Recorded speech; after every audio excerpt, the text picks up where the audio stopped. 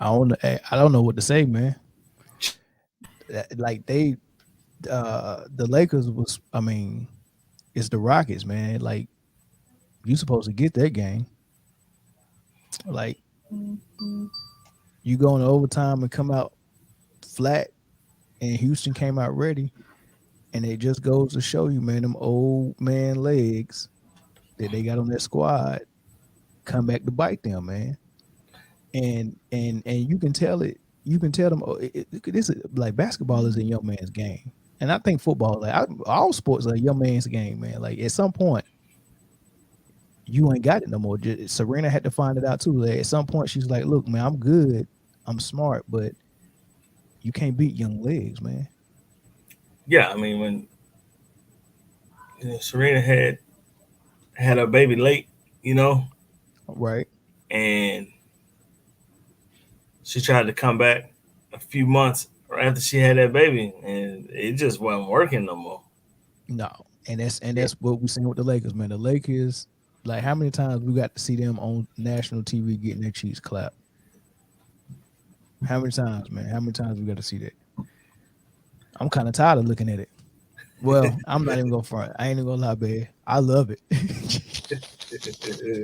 I'm not even gonna lie, man. I love it, man, because the LeBron fans and the people who tried to tell me I was wrong when I said bringing Russ in doesn't do anything for this squad like you think it does. Like, you thinking in your head, oh man, what team can't use a triple double?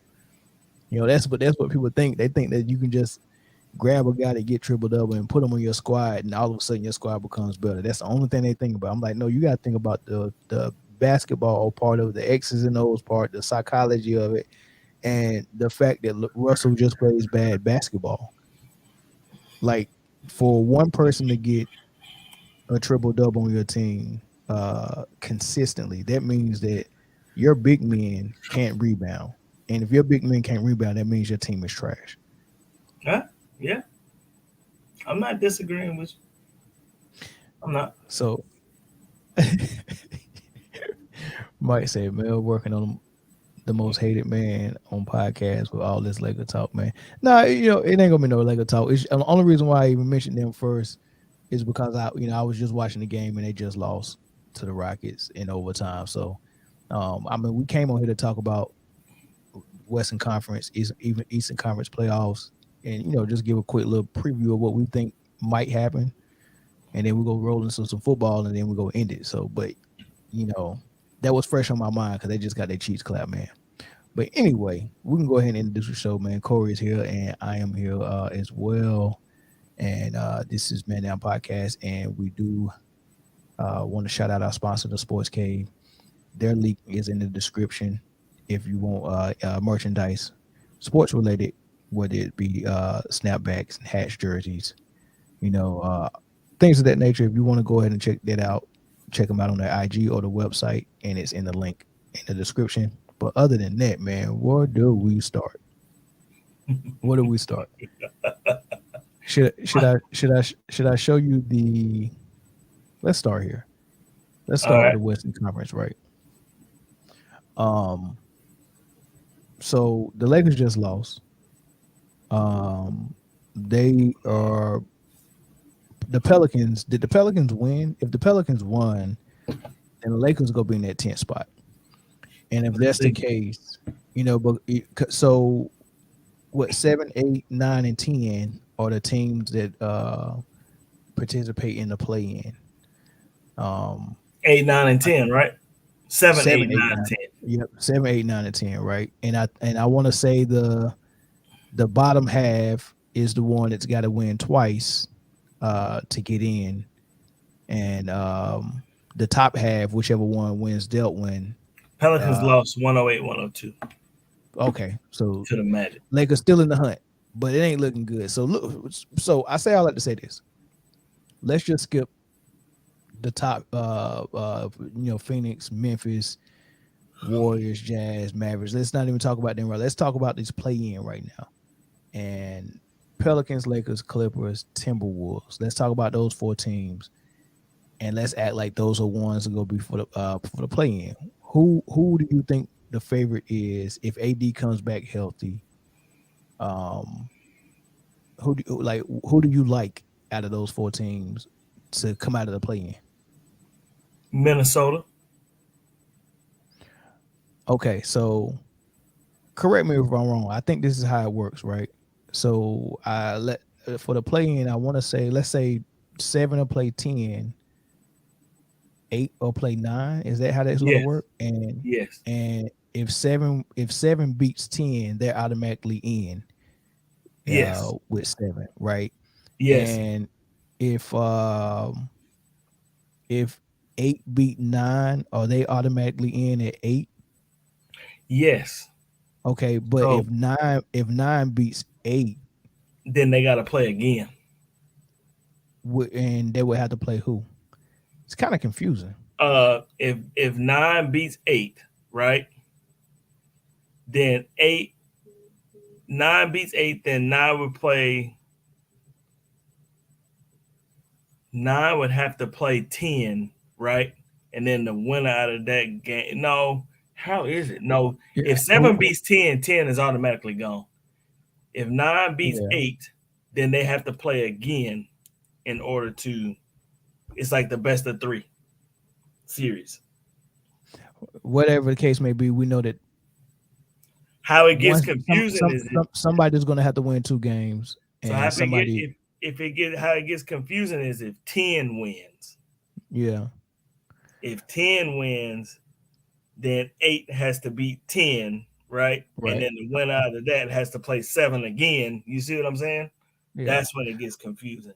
yep, Mike. That was the biggest coincidence of them all, man. It was weird because LeBron criticized the play in last year.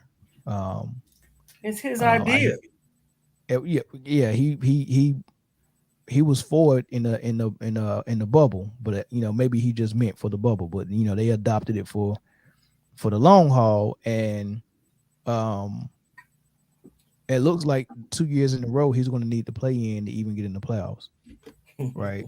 So that's just a coincidence. The two winners play the one and the two seed of the conference. Okay, the um, one and the two seed. Right, right, right, right. Yeah, yeah. Once the play in is complete, of course you're playing for the 7 and 8 spot. So of course the 8 is going to play the one seed and the 7 is going to play the two seed, right? So you're playing for those spots. So for the 7 and 8 seed, you said you like the T Wolves to come out of the play in, and who for the 8 seed? shit. I mean, neither the Clippers or the Lakers. I just don't Okay, think New Orleans is ready yet, you know? But they they they if I had to they pick a team right now to play in the playoffs, the 8th seed, I would pick the Clippers. I think it's in the right order right now. mm. Um, So like you you said, think once AD comes back, that could all change. It could, but I mean, it could? he's just a paper cut away from being out again after that. So I'm gonna go out on a limb. okay, I'm gonna go out on a limb and say AD will be back before the playoffs. He'll probably play a couple of games before they play in, and I think that the Lakers will win their play-in game. Um, and I think they will win two if they had to play two. I think the Lakers get in.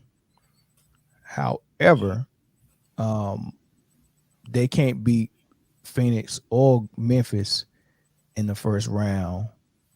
So their best bet is if the Warriors get that two seed and they're able to get the seventh seed, and they play the Warriors because I think LeBron got like a mental advantage over the Warriors and Steph Curry and stuff mm-hmm. like that.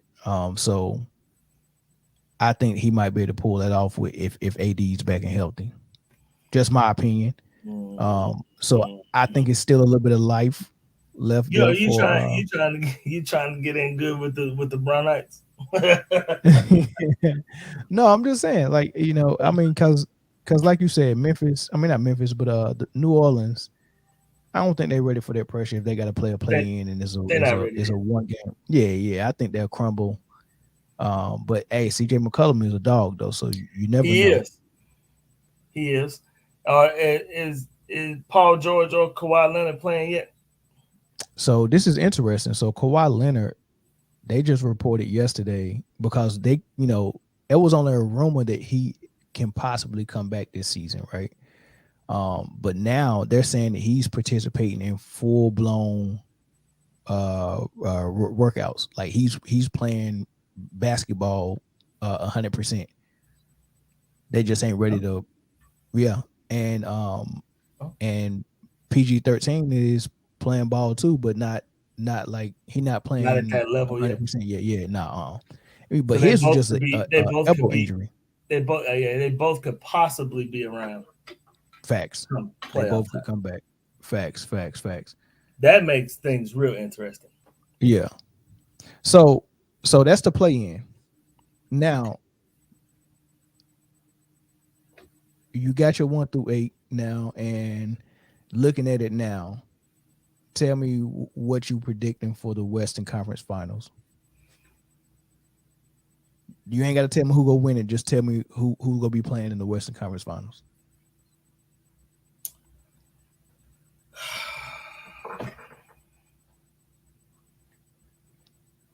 Phoenix, Okay. man, I like the way Memphis plays, Yeah, me too. but But can they probably get, Phoenix and Golden State.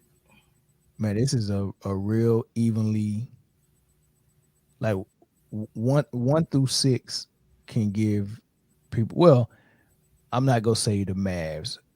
I just The watched the way the Mavericks, but I just watched the Mavericks for the last 18 games beat everybody that's in on that list. Everybody. um I don't know about Phoenix. When they They beat beat Phoenix Phoenix. They beat Phoenix too. They've beaten everybody in that on after that list. CP3 was hurt. Huh? Yeah, I I mean look, CP3 gonna be hurt for a minute. Lamar, listen to the record.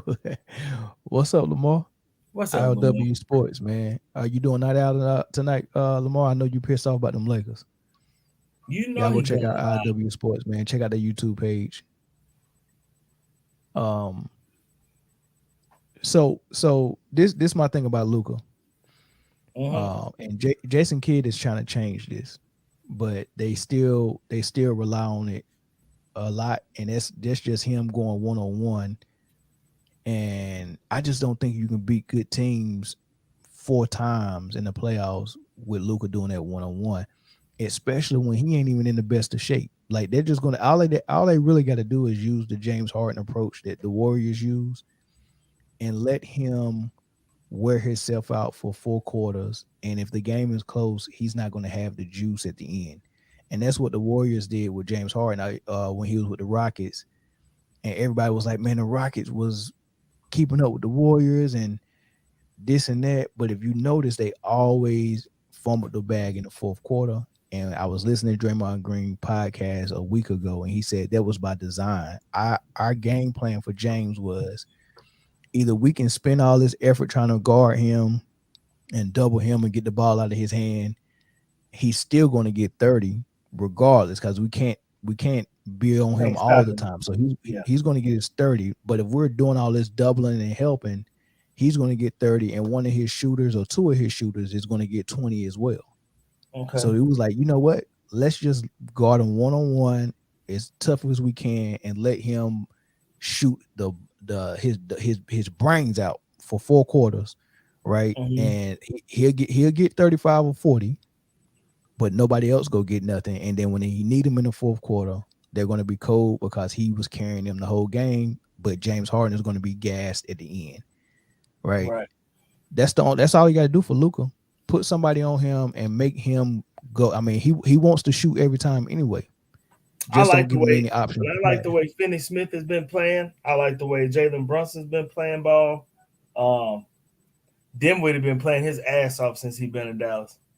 Mhm. And Hardaway haven't really been playing like he's coming back though. He's been hurt. He's been battling little like nagging injuries, nothing serious. The Yeah. hamstring, something No, he like that. broke. No, he broke his foot.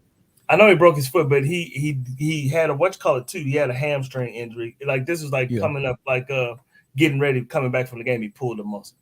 So Okay. I mean, they'll be back. They'll be fine. I think the Mavs are gonna be tough. Mm. They're gonna be tough.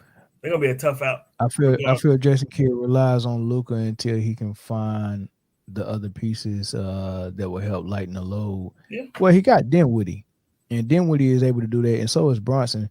But in the fourth quarter, and it's okay for Luca to go Luca mania in the fourth quarter when it's close, and you just need a shot. You just can't do it the first three quarters. Um, you gotta have everything left, and then have him with enough gas in the fourth to do Luka Mania. Yeah, and Okay. you want the other four players to be involved because it's going to make it harder for y'all to be Yeah, stopped, and you're not the only one who's loose and in rhythm. right. So I see it. I think the Mavs gonna be a tough out than everybody think. They're pretty tough. it depends on who play them though. It Uh, you, like I think Luca could do if okay. So if it is the way it is now, the first round matchup would be Utah and the Mavs. Dallas. You Utah's not going to allow Luca to do what he do that he's been beating these other teams with. So that's a Okay. bad matchup for Luca. Yeah, look, Dallas play good defense, and Rudy Gobert is he's down there protecting the rim. There's a lot of stuff where Luca ain't gonna get at the rim, and they don't have Porzingis to sit at the 3 point line and bring Gobert got back to the 3 point line unless they're Okay. using Kleber. And if they use Kleber, then that means rebounding is gonna be scarce because Rudy is he go clean the boards if Kleber is trying to stop him. Right. So they would have an issue there. But I think the Mavs, Mavs if just they beat Utah. One. So you saying they can't do it for 4 games? Is what you're saying? no, Utah play good defense. They Yeah. play good I team mean, defense. Luca he can't do his Luca thing and win. Not against Utah, not against Phoenix either. Um, I haven't watched enough of Memphis to see if their defense is not smart enough to stop that. But I think the Warriors are as well, and the Nuggets. I think the only the matchups if they face Timberwolves or the Clippers or the Lakers, uh, I think those are the teams Luca can do his thing and have his way with. But the teams 1, 2, 3, and 4, nah. So what I'm thinking was going to happen for the Western Conference Finals. Let's say Suns. I said Lakers will be in the 8 seed, so Suns will beat the Lakers. Grizzlies will beat the T Wolves. Um, the Warriors and the Nuggets. That is very interesting. Good lord, Warriors Nuggets. If the playoffs started today and that was the matchup, Warriors Nuggets. Hmm. Man, that's tough, man. Wiseman come back. I'm gonna go Warriors. I would say Warriors, okay. and then Jazz Mavericks. I'm going Jazz, right? So, uh, I'm gonna give you. I'm gonna give you. I'm gonna give you the Mavs. The Mavs. Their their game since February. It's not a lot. Since February 1st, they lost to Oklahoma in overtime, right, 121-14. They beat the 76ers 107-98. They beat the right, Hawks 103-94. They beat the Pistons 116-86. They beat the right, Clippers 112-105. They lost to the Clippers the next night 99-97. They beat the Hawks, excuse me, they beat the Heat 107-99. They beat the Pelicans 125-118. Lost to right, the Jazz 114-109. Beat Golden State 107-101. Beat the Lakers 109-104. Beat Golden State 122-113. Beat the Kings 114-113. Beat the Jazz 111-103. And they lost back, tonight to the Knicks. right. And don't forget that game against the Warriors. They was down 30, They were and came back and right? beat them. But I don't know if they came back. With the Warriors just crapped the bed. This, Hey, this this is in the middle. This is in the middle of Warriors going 5 straight losses, it and is I what it think is, seven. man. Yeah, so they on a down a skid. I mean, the Warriors they just lost to the Lakers, and the Rockets just beat the Lakers. So the Warriors was just in a rut, but they up on Dallas by 30, They and they beat them gave that game twice. up. Yeah, so they can't beat the Warriors. They beat the Warriors twice They in can't they three can't beat the games. Warriors. They they're not going to beat the Just telling you. Warriors, man. They're not gonna You beat the saying they Warriors. can't, but they just did. Yeah. They losing by 30. No. Anyway, They're not going to beat the Warriors, man. They're not going to beat they won't get out the. They won't even get out the first round because they can't beat the Utah Jazz either. you saying the So Mavs won't get out the first round? no, Okay.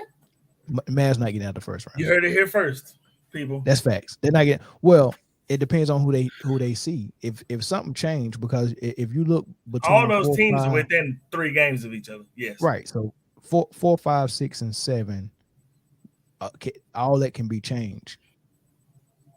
You get what I'm saying? So I think 3, 4, 5, 6, and 7 can change. Hell, 2, 3, uh, 4, 5, 6, and 7 can. it can, but I don't foresee it happening. I don't think the Warriors gonna keep losing, and I so hope not. the ones that's closest definitely 4, 5, 6, and 7. But this is my thing: if the Mavs face Utah or the Warriors in the first round, they won't beat them. If they face the Nuggets, it's possible. If they face the Timberwolves, it's possible. And if they face the Clippers, it's possible. But they're not beating the Warriors, Clippers, or Suns, What about or Memphis? or Utah. Oh, that's what I meant. Grizzly, the Warriors, Grizzlies, or Suns, or Utah. They're not beating either one of those squads. I don't know, So man. my prediction though, Western Conference Finals. Man, this is tough, man. Um, hmm.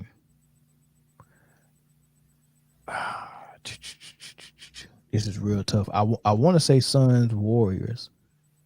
Um, it might not be the Grizzlies year.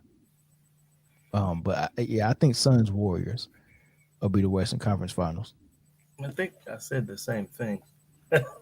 You might have. I know I did. You might have. I just don't. I just don't. I think that the Warriors are gonna get. They're gonna get hot, and once Clay get his basketball shape back, he's still a little pudgy right now. But once he get his basketball shape back, I they're gonna I be think really, really tough. I think Clay is important, but I really think the key is a healthy Draymond Green and a healthy Wiseman. First of all, that kid Kaminga is coming. He's on his way. Okay, The dude can hoop, man. He's I mean he looked like he's 6'9" out there, but I think he might be just 6'6", 6'7". But the dude got all the athleticism of a T Mac, long, solid body. I mean, and he can shoot it a little bit, but they got him playing 4-3-2. I mean, the dude is I think he's really good. He gonna help them a lot in the playoffs. But when Wiseman come back, that athletic 7-footer, and I like and him. he got bro, they I'm a not big, ready for him. I'm a Bro. I'm big, telling you, I'm a big Andrew Wiggins fan. I like the way he found himself and go yeah, and Golden State, man. yeah, yeah. He was lost in Minnesota. He was. I I really don't even think he was lost. He played well in Minnesota. The only thing that Wiggins would do is lose interest. He would have 41 game, and next game he had 15. Yeah. He would have a stretch of games where he'd be like, okay, now Wiggins have arrived, and then he have a stretch of games where like, dang, he didn't even show up. So it was just a little bit of inconsistency. But what I'm seeing now, I've seen more, to be honest with you, in Minnesota. It's just that I you you, like his you game. I like his I game in Golden I State, do man. too. That shit is He sweet. played D. Yeah. He played That he shit is played D. sweet. He hit the three. He Yeah. he hustled. You know, He can take it to the hole. He's good, man. Golden State just got too much, especially when Draymond and Wiseman come back. They gonna be cooking. I'm telling you, they gonna be cooking. Golden State gonna be cooking. So yeah, Memphis is looking good right now. They firing on all cylinders, driving rents. They was driving on all. They was firing on all cylinders till they played Houston the other night. Who the Grizzlies? Yes. What happened? Houston beat them? Hell yeah, Houston beat them by Oh, 12. I ain't see that. And Houston and Memphis was winning the whole game. But man, I'm telling you, man, that damn rookie in Houston is a bad son of a gun. Magellan LeBron Green, them found out tonight. Hey, they sure did. I mean, he opened them cheeks wide open and exposed it to the whole world. Yes. Yes. That was ridiculous, bro. They about to be tomorrow morning gonna be fun, and I look, if we didn't have to talk about the playoffs, I would this video would be all LeBron.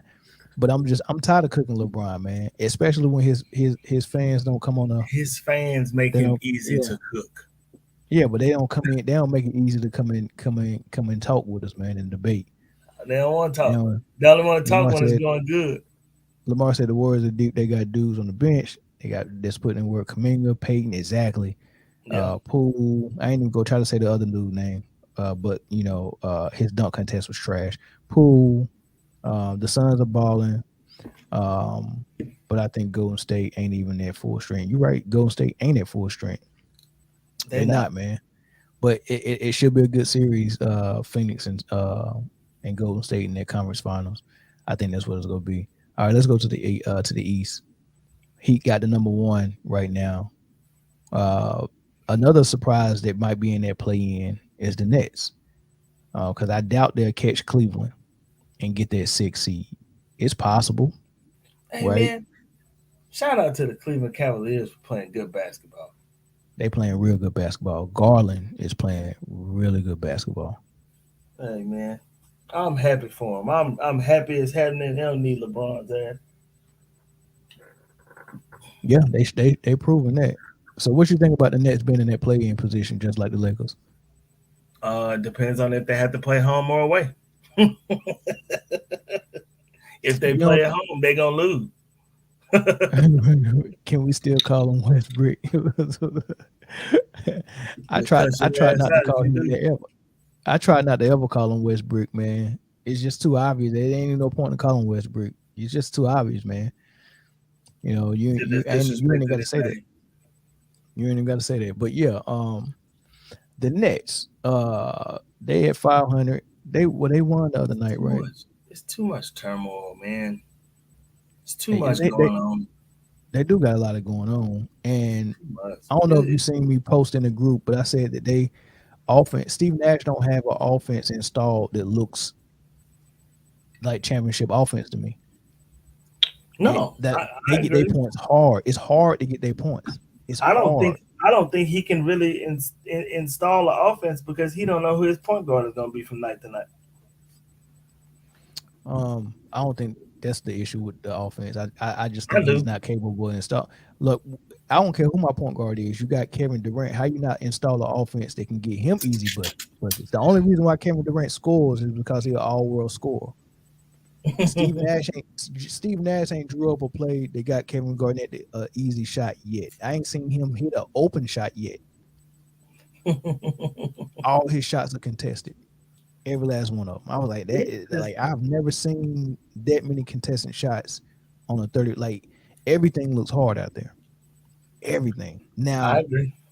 it is a couple of people that get open shots because Kevin Durant gets doubled. So you might see Patty Mills get an open 3 or Kyrie get an open 3, but they can't draw up a play for Kevin Durant for a easy basket. It's just too hard, man. And I don't think Nash hasn't developed into a coach that can coach his team to success yet. It's just all on KD and Kyrie, and that's just too hard. You can't win like that. Kyrie half the time.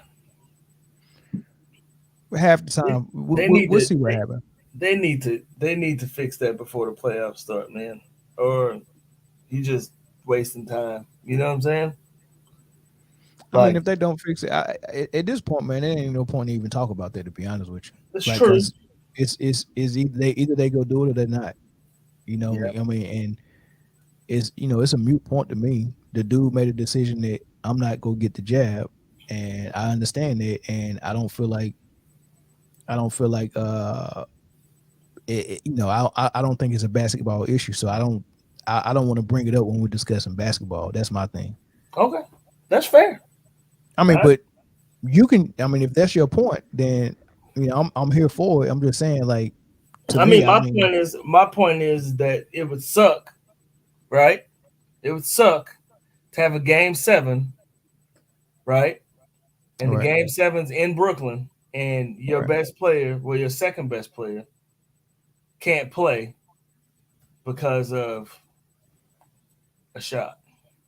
yeah, and that would suck. That But would at the suck. same time, for me, my expectations are so low for the Brooklyn Nets. It would. It, no, I'm seriously. I mean, because from what I'm seeing, let me tell you the teams when I watch them play this in the East, where the Okay. offense and defense looks like they're ready for the playoffs. The Okay. Heat, the 76ers, the Bucks, I don't. Cleveland, Cleveland Cavaliers, um, the I Bulls think to a certain I extent. think The the Bulls Bulls to a are certain I extent. think the Bulls are the sleeper team out of that whole bunch. They are really, Could really good. yeah. If they get healthy, they still waiting on Yeah. Lonzo Ball and Patrick Yeah. Williams. Yeah. So they They still waiting on some key pieces. but it's gonna all come back in the next month or so. They're gonna It's be all right. possible. Yeah, but I don't even think Boston's offense looks easy. It looks hard, and I don't and like it depends on if Tatum is I mean, now their offense looks better than the Brooklyn Nets because they're actually running the offense.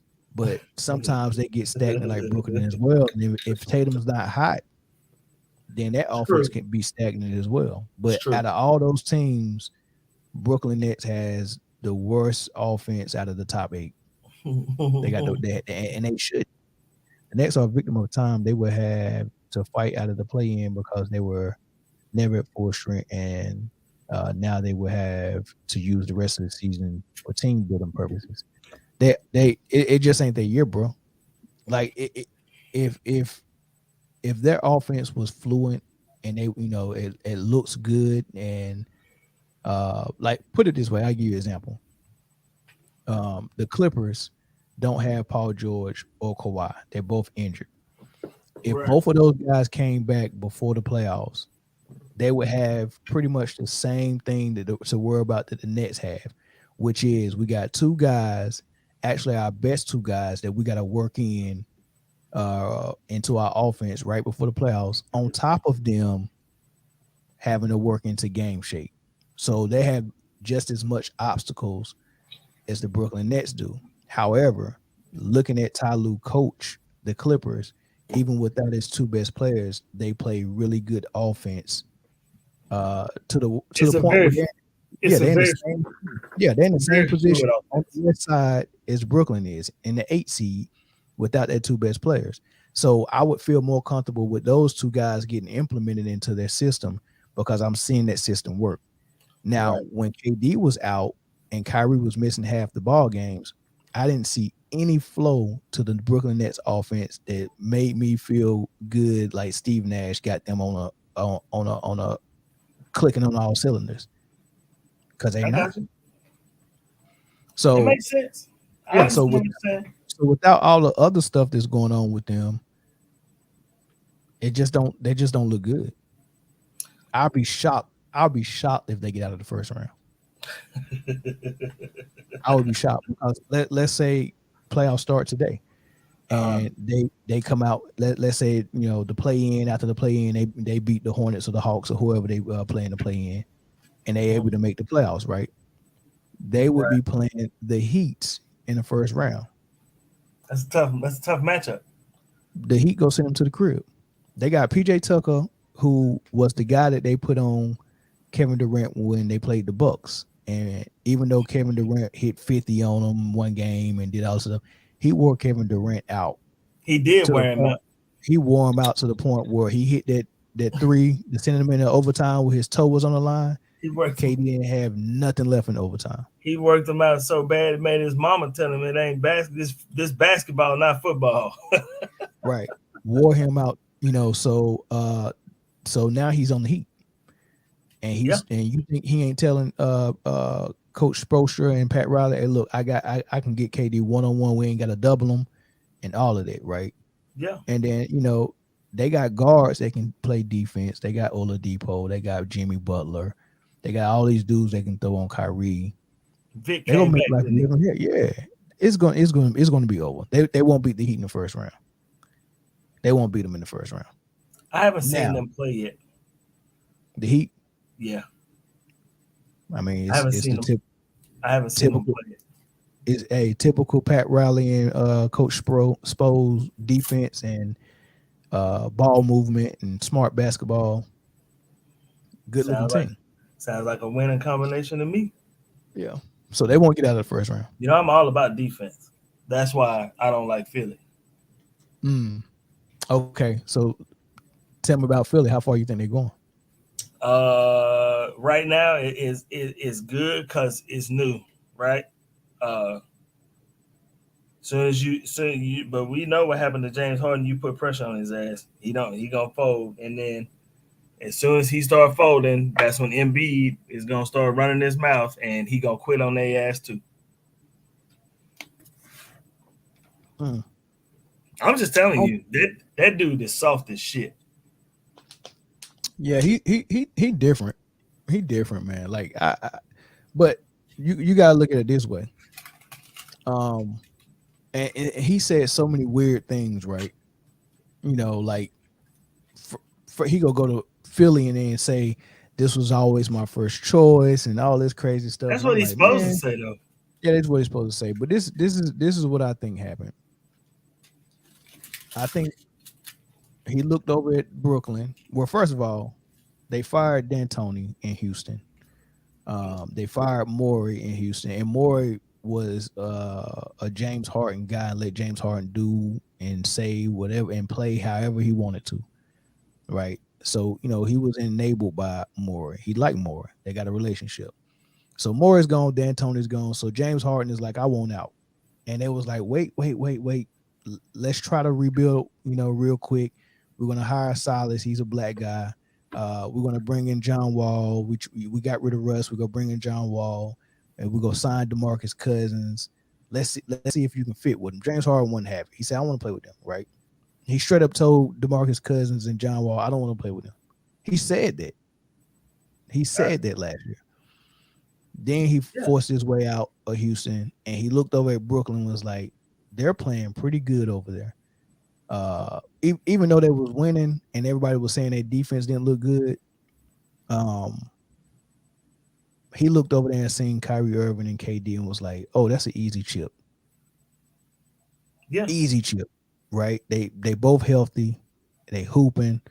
I'm going over there. That's an easy chip.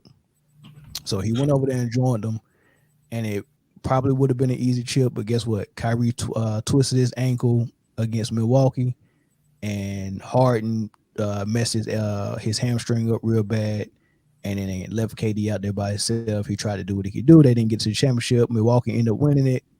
Next thing you know, next season come, Kyrie opts out of the vax. He's not available. And now James Harden is looking around like this chip ain't going to be easy at all because Kyrie's not here. KD just got hurt.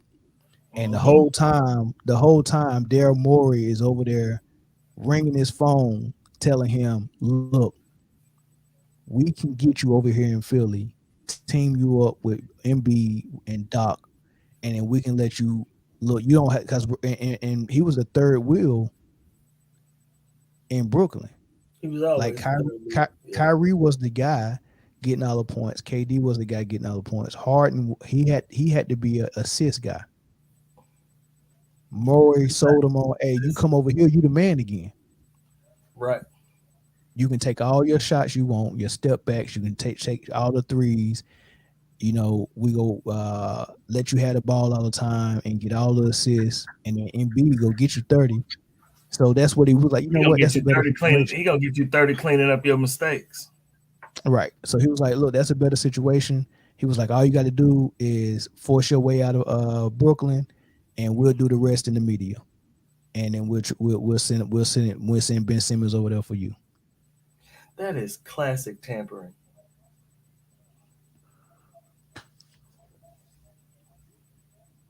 It Now, is.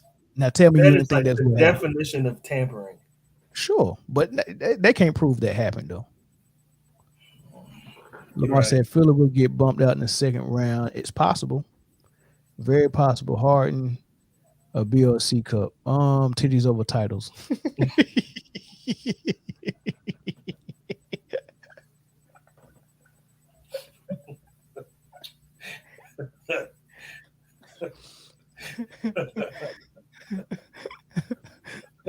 I concur.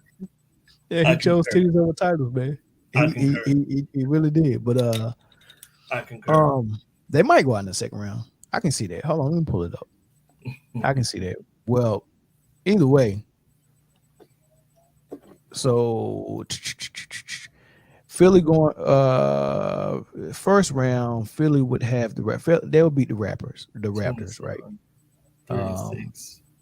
Heat would beat the Nets, Bucks will beat One, two, oh would they beat the Celtics? No, Bucks will be playing the Cavs. 4. Oh man, that's a good one. Bucks will beat the Cavs. Yeah, I mean, if Bulls, you just look at the top four teams, right? Let's say that all the top teams win. You look at the top four teams. Yeah, they could go out in the second round. Absolutely. yeah, but who would they be playing in the second round? And Okay, probably they look like they Bulls, would have to. Celtics. It looked like they would have to play. It looked like they. I mean, if it's just going right now, they would play Milwaukee. They can't beat Milwaukee. That's tough. They That's that's can't. that's gonna, that's gonna be a good series, real good series. It would be. I would definitely watch it. You know what I'm saying? But Who you think win, Bulls or Celtics though? that's tough. That's real tough. That's tough.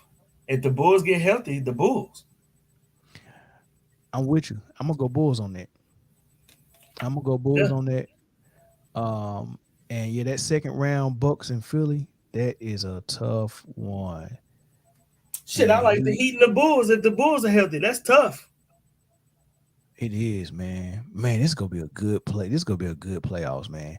I just Yeah. wish the Nets was ready. And all of this could change if Ben Simmons just come back and he ain't got no health issues because they saying his back tightened up on him and all that stuff, man. If Ben Simmons is able to come back and as bad as that offense look, maybe he's the key to it not looking so bad. I just don't see it. I like Steve Nash really got them playing horrible offense. The ball don't move. A lot of one-on-one, a lot of ISO. I don't see nobody setting off-ball screens. I don't. I mean, it's just a horrible offense, man. It's horrible. If I'm Dame, I want out of Portland, man. I'm sitting here looking at Portland and Utah right now with 6:30 with 9:33 left in the third period. Utah is beating Portland 68-37. Good lord. They What got would you go? 37. What would you want to go if you was Dane? I wouldn't want to go to LA to that hailstorm, but that's where he that's where he would be. So It's just going so from the same from one situation to another. It's going to the same thing. let me At ask you this. least the situation in Portland is young. They old. Let me You ask you really this. gonna be by yourself. Are you considering the team and franchise only, or are you also considering the city that you're going to? Team Like, and do you? franchise. But I Okay, mean, so him going if you him going if to you're if LA. you're if you're Dane, you don't care if the city is if it's cold there and it's it's I mean because I'm thinking like what would Dame look like in Minnesota with Anthony Edwards and Carl Anthony Towns? That would be disgusting. Could be, It could would be. be. But would he want to go to Minnesota? What would they have to give up to get him? Um, Draft picks and if I don't know if they got any players other than Carl Anthony Towns and Anthony Edwards that they would that Portland would want.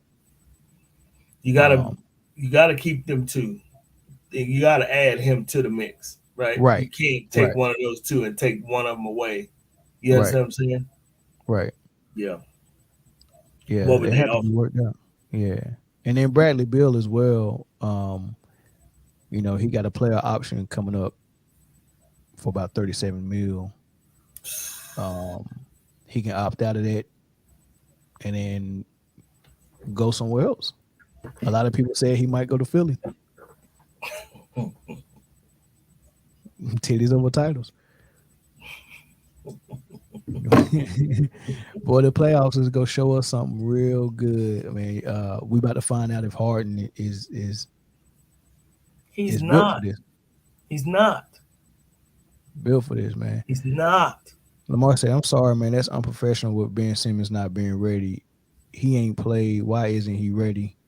He's sitting around eating hoagies and cheesecakes. Did he hurt his back for being too heavy? Ben Simmons? Well, first of all, Ben Simmons ain't got no issues with being in shape. I don't You know, know, man. that ain't the issue. They like I don't understand how that's unprofessional. I disagree with you Is on he that, hurt? Lamar. Is he hurt?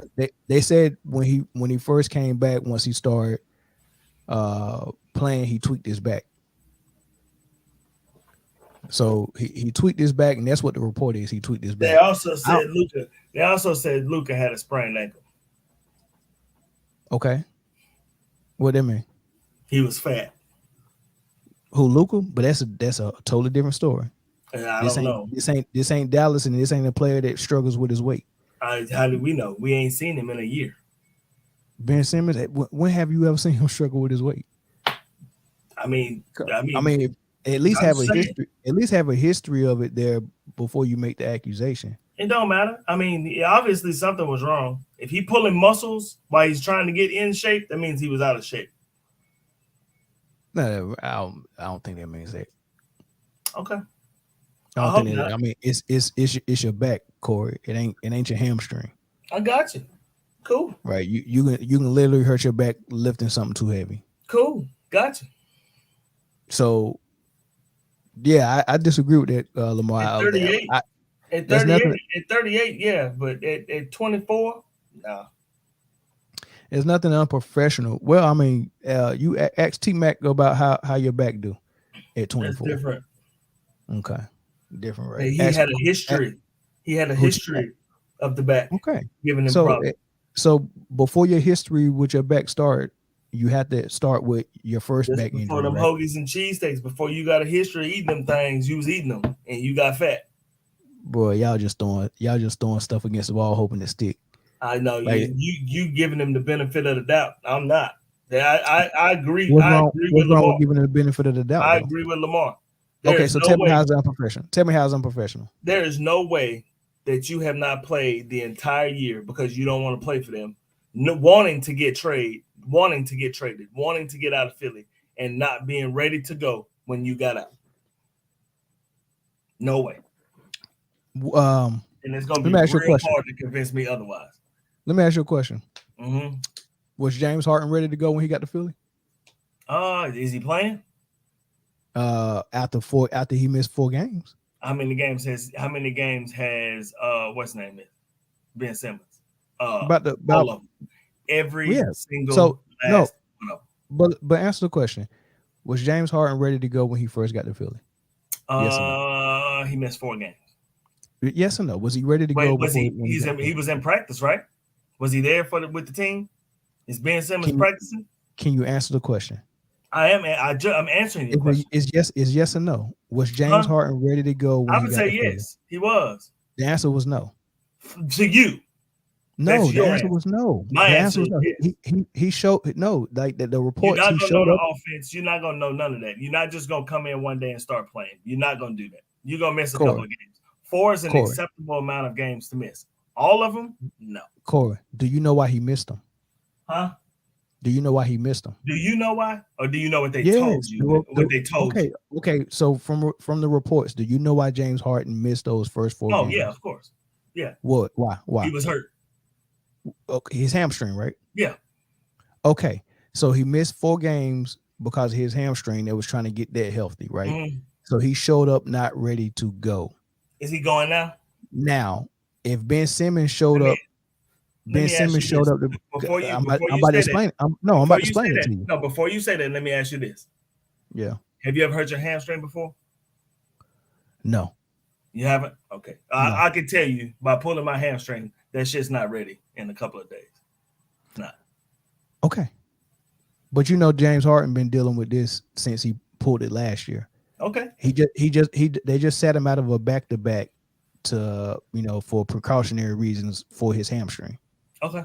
So they wasn't trying to rush him back to playing because he hot dogged it with Brooklyn the last month he was there and wasn't giving 100%, and he was acting like his hand was hurting, but maybe it was hurting. So Maybe. they ramped him up slowly to get him ready. He wasn't ready to go when he went there. That's not the part that's unprofessional. So if you compare that to Ben Simmons, he showed up to Brooklyn and was getting ramped up just like James Harden was. And in the process of him getting ramped up, he tweaked his back. I don't understand how that's unprofessional. Getting hurt is unprofessional. Mm. Mm. How did he hurt his back? Have you seen him? I haven't seen him lately. I mean, I see him on the bench. Simmons held out to leave. Didn't play Didn't not play 1 minute. Got what he wanted and still ain't ready. And still ain't ready. Come on, Ben. Agreed. I just don't relate to that. I seriously don't relate to that. I don't. I really don't. Get on the court. I don't relate to that at all. You should. Explain. Tell me why. I just told you why. Go ahead. I'm listening. It's down there on the bottom. Just read that statement. It's there. This is what you wanted. You got what you wanted. Then you get there and you ain't ready. And what he tweaked his back. I don't understand what you're saying. He's not ready. Sure. Tweaking your back means you're not ready. Sure. And so what you say? We can only go by the reports. I don't see it, and it's not in shape. You don't see that he tweaked his back. Okay, and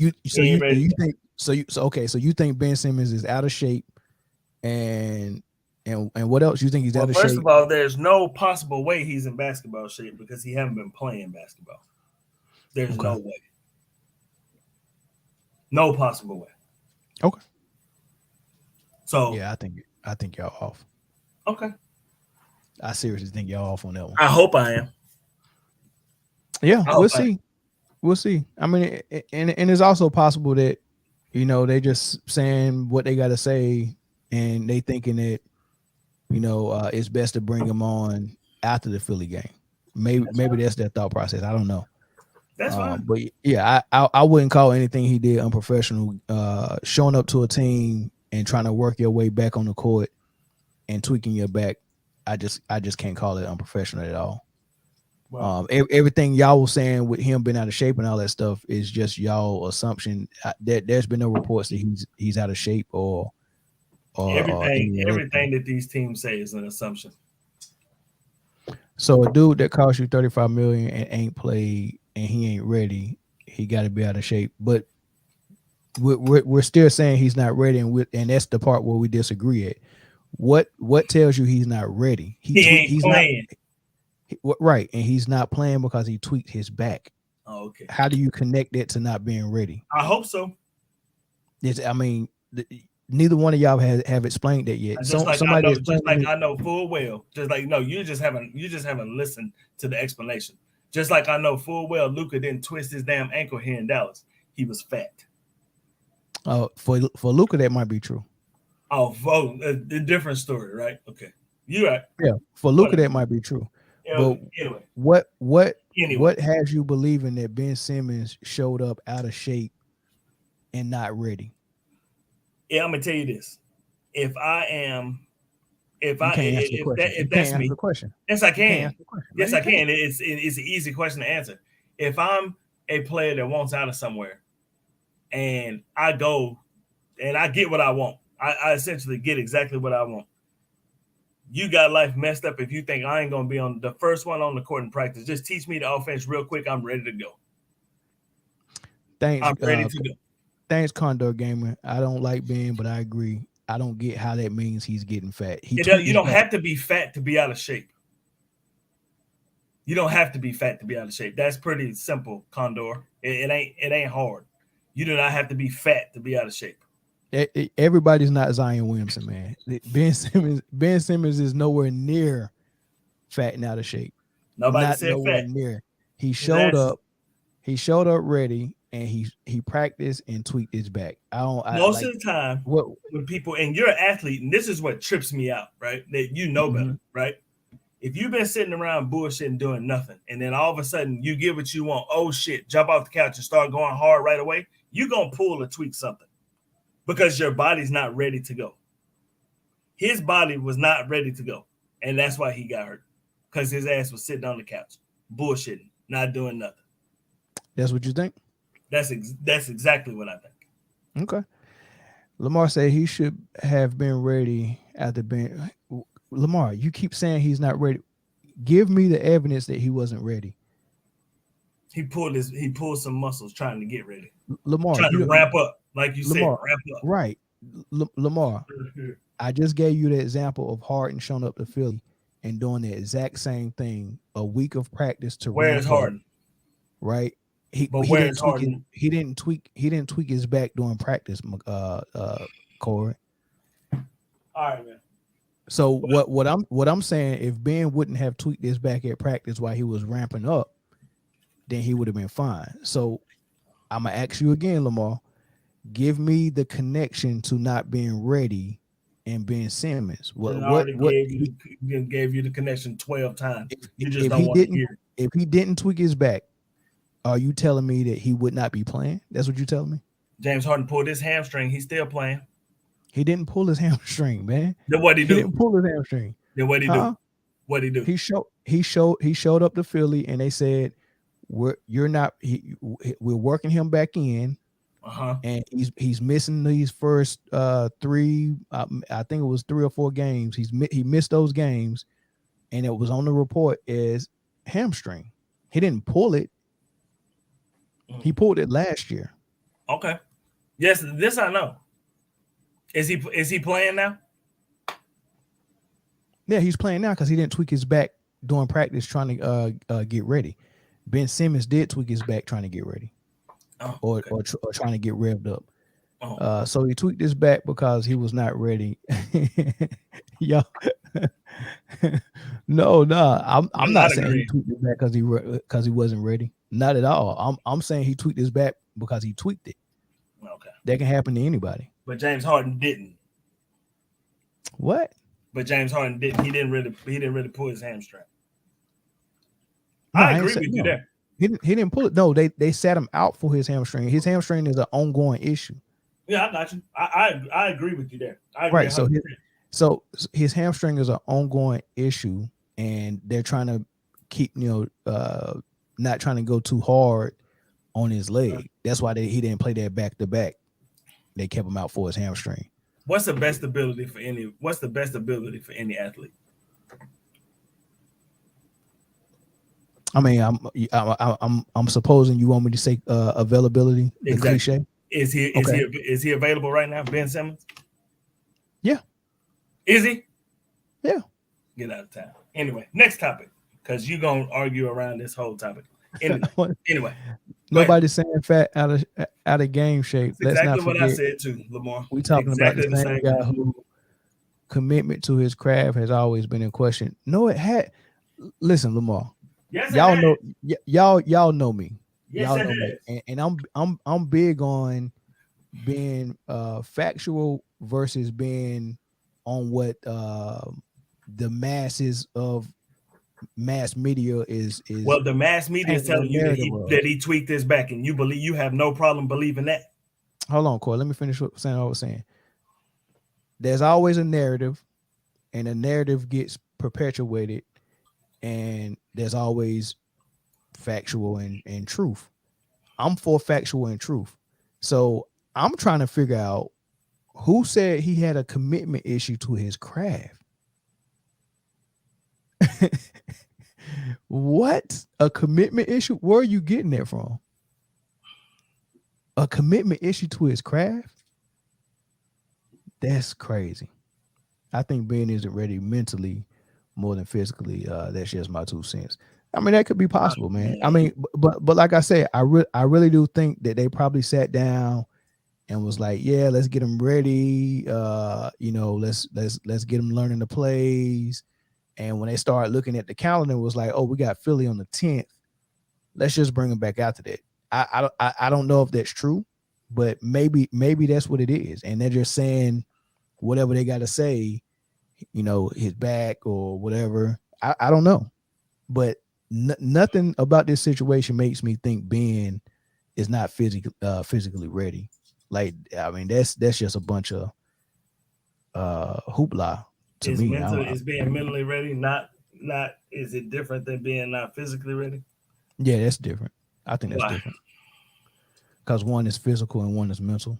You got what you wanted, right? You wanted out of Philly. That was your mental hiccup, was Philly, and they hurt my feelings. We had a whole show about this, and you got out, and you still not mentally ready. Not buying it. Sorry. Well, physical, yeah. One physical and one mental. You're absolutely right. But I'm not buying either one of them. But your question to me was, I just told you what my answer is. I'm not buying either one of them. That's crap. How you give me an answer that you asked me a question to? You asked me was it because you're gonna BS your way around the whole issue. It was no BS about me answering. You BS your way around this entire issue. Yes, you have. Ben sat out a whole season because his feelings was hurt. So that's what I'm thinking. Just saying. So let me ask you a question, Corey. Condor Gaming is absolutely right. Let me ask you a question, Corey. Yeah. Let's take it to your sport, football. Gotcha. And that was a guy who had I don't know, was it a hamstring issue? We don't have no bitches in football, dog. Okay. So there was a guy with the Patriots, cornerback Gilmore. Yeah. What was his injury? Like a hamstring or something. Yeah. Hamstring. It was. I think it was bad, right? He missed the whole. He missed the whole season last season, right? Something like that. Right, and then when he came back this year, he still was kind of getting ready for it, and then the Patriots traded him to the Panthers. And when he got to the Panthers, I think around week 8, week 9, they threw him in the game, but he was on snap counts. He wasn't playing full games, right? Yeah. Right, yeah. Wasn't playing full games and all that stuff, right? Mm-hmm. So missing a whole season of football, and even though the doctors cleared you, the team has still got you on snap counts. You're not playing full games. You're not starting. I got you. Why do they do that? Probably because they don't want you to put a lot of strain on that injury. Right. Because you haven't played football for a whole year, correct? Okay. Yeah, sure. What do you get? So the difference between Ben Simmons missing an entire year of basketball, mm-hmm. right? And well, I wouldn't say an entire year, but he's missed this entire season. He's on pace to miss the entire season. Versus James Harden, who's been playing. That's a different. James Harden's supposed to get on the court quicker than Ben Simmons. Am I right or wrong? No, you're wrong. Because Ben Simmons has missed it, just like Condor Game is saying, and I'm not trying to knock mental issues at all. Not at all. Please don't mistake what I'm saying is me knocking mental issues, because I get it. But Ben Simmons has missed this entire season because his feelings were hurt. Condor Gaming is absolutely right. That is period, point blank. His best friend felt like his best friend turned his back on him, and he felt like the city was against him because he didn't shoot a layup. Mm-hmm. He hasn't played because his feelings were hurt. Period. Yeah, you get to your next appointed place of duty, and you still not ready.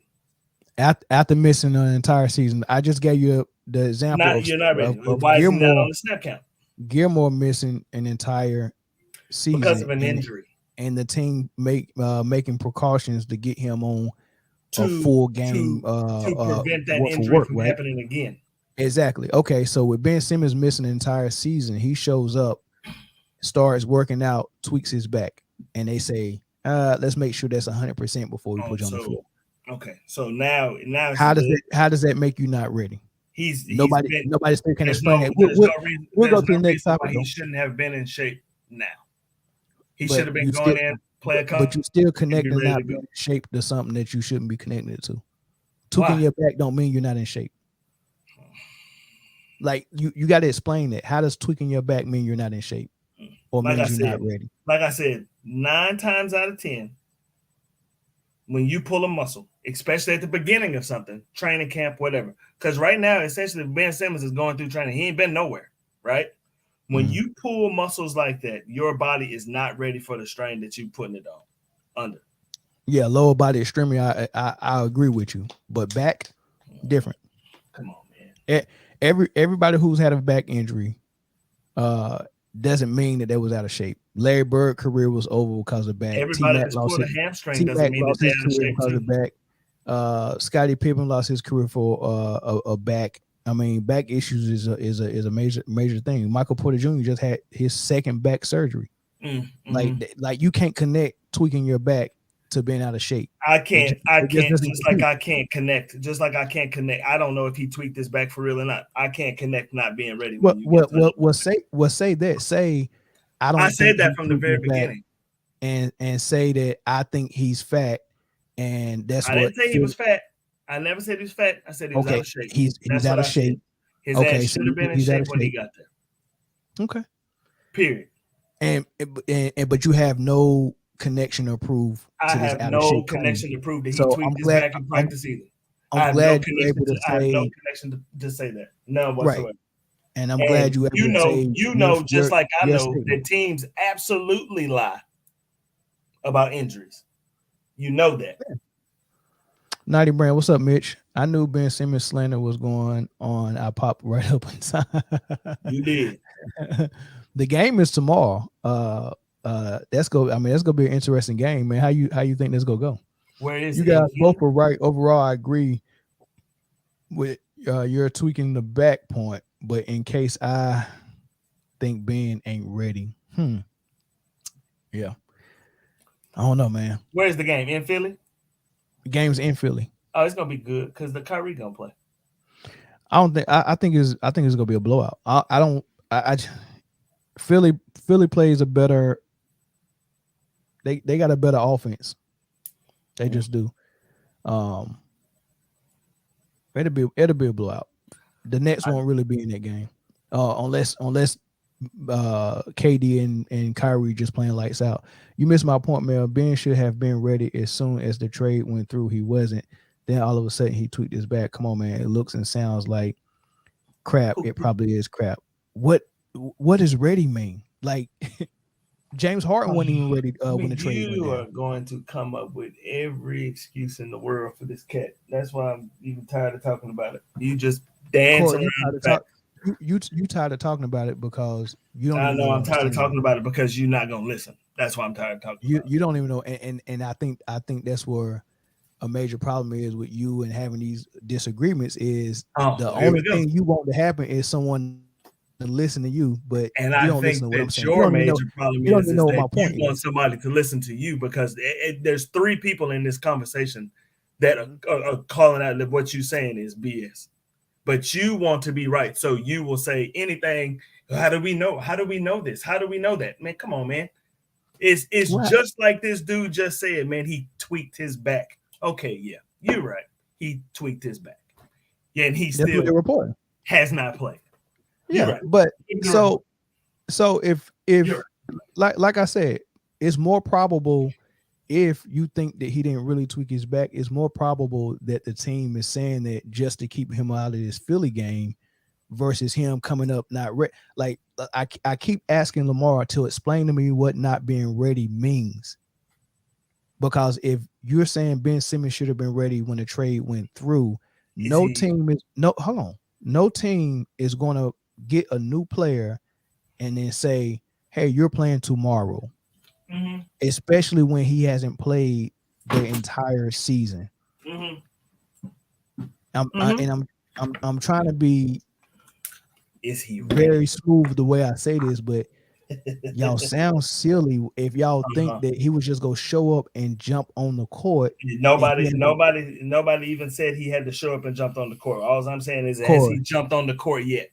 Corey, he hasn't played a basketball game since April Has or he been on May. the court yet? He hasn't played since April or May. No, he hasn't played since April or May. You guys are silly if you Then why think. not? Then why not just be honest? Corey, you have to listen. Let me get a thought You're out. not listening, Mel. How you gonna tell me to listen and you not listening?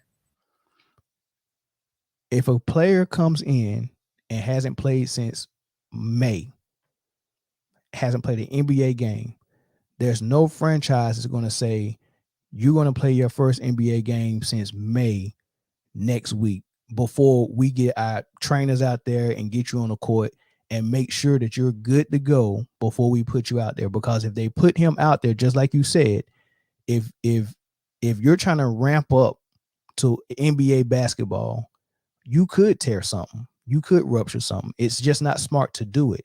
It has nothing to do with not being ready. It's all precautionary. And in the process of doing it, he tweaked his back. Is that what it is? That's what they reported. That's all I'm saying. I don't know exactly what it is. Okay. Like I said, it could be two things. It could be exactly the what they reported it, or it could be that they're trying to keep him out of this Philly game. But one thing, now, if he comes back after the Philly game, I'll agree with what you said. One thing I'm not leaning on is saying that he showed up not ready. That makes no sense. I hope not. I hope that you're right. I hope that you're right. The only reason why y'all even are leaning toward that way is because y'all have watched so much ESPN that your mind automatically goes to how can we blame a player or point a finger. Mm-hmm. I can't believe this coming out of y'all mouth. And I can't. And my that's not why I'm doing that. What's up, son? My thing is that he's not on the court. Period. Not practicing. They would say, hey, we want to be cautious. We have a $35 million investment in this cat. We are being cautious and bringing him back slowly. You got to talk to their PR. I don't know why they're reporting the way they're reporting it. I don't know if it's the truth or if it's they trying to keep him out of the Philly game. Who knows? It could be either or. But you have no data to support that this dude showed up not ready. And I have no data to support that he tweaked his back getting ready. Except the reports. There's reports. You have the reports. There's reports. Okay, so Luka sprained his ankle. That's what the report said. Yeah, that's a report. That's exactly what the report said. Right. But I know that's bullshit, just like you do too. Want to know why you know it's BS? Why? Because you have other data, which is what you saw. You saw him fat and out of shape. I haven't even seen Ben Simmons. Have you? I've seen him on the bench. Yeah, he don't look fat at all. Yeah, nobody said he was fat. I never said he was fat. I said out of shape. You don't have to be fat. You know how hard it is for a guy with 3% body fat to be out of shape when they're 24. You know how hard it is for you not to be ready when you show up at 24?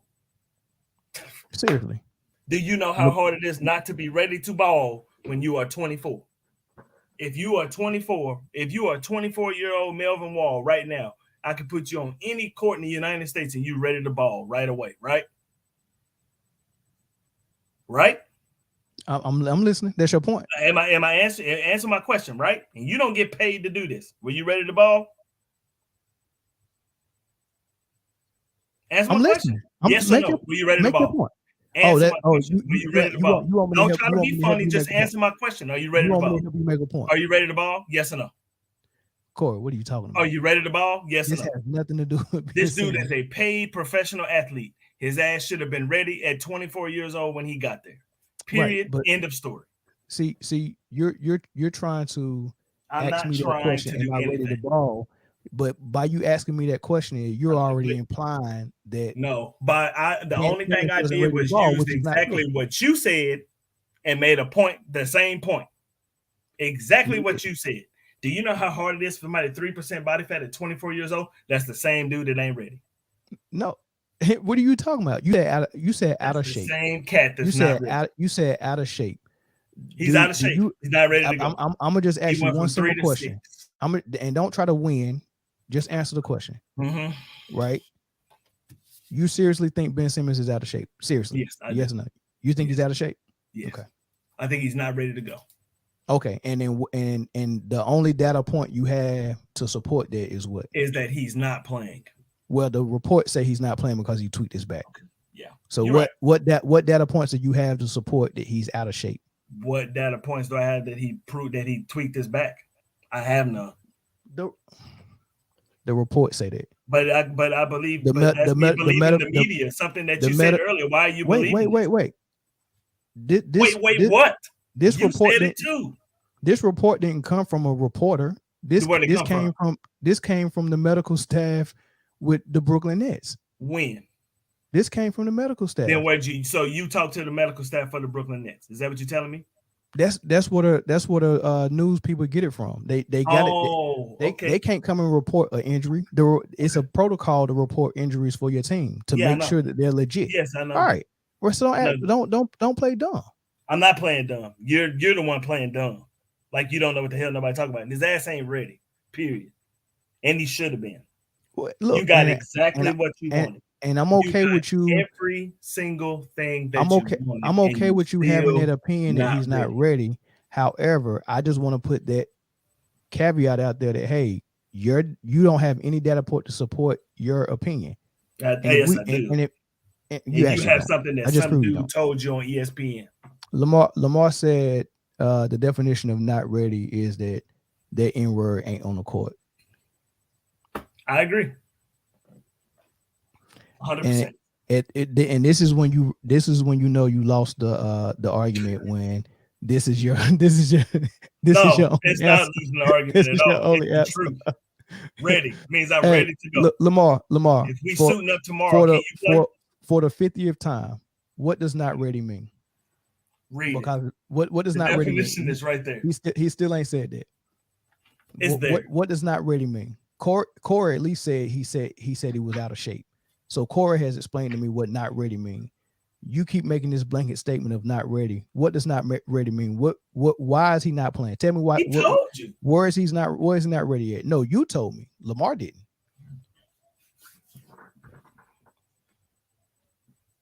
Lamar told me. Okay. He gonna get paid anyways, right? He is.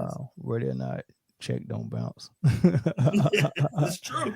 It's true. Man, what's the next topic, man? Because you just got your butt whooped on them. I really didn't. You got beat by 3 people. You got beat by 3 people. I love. You got beat by 3 people. I love when me and you have a debate 1-on-1. You got beat by 3 people. I always whoop your tail. You really don't, because it always ends up somebody agreeing with me, and then that's what you do is try to play a little sound bite and drink your little Pedialyte.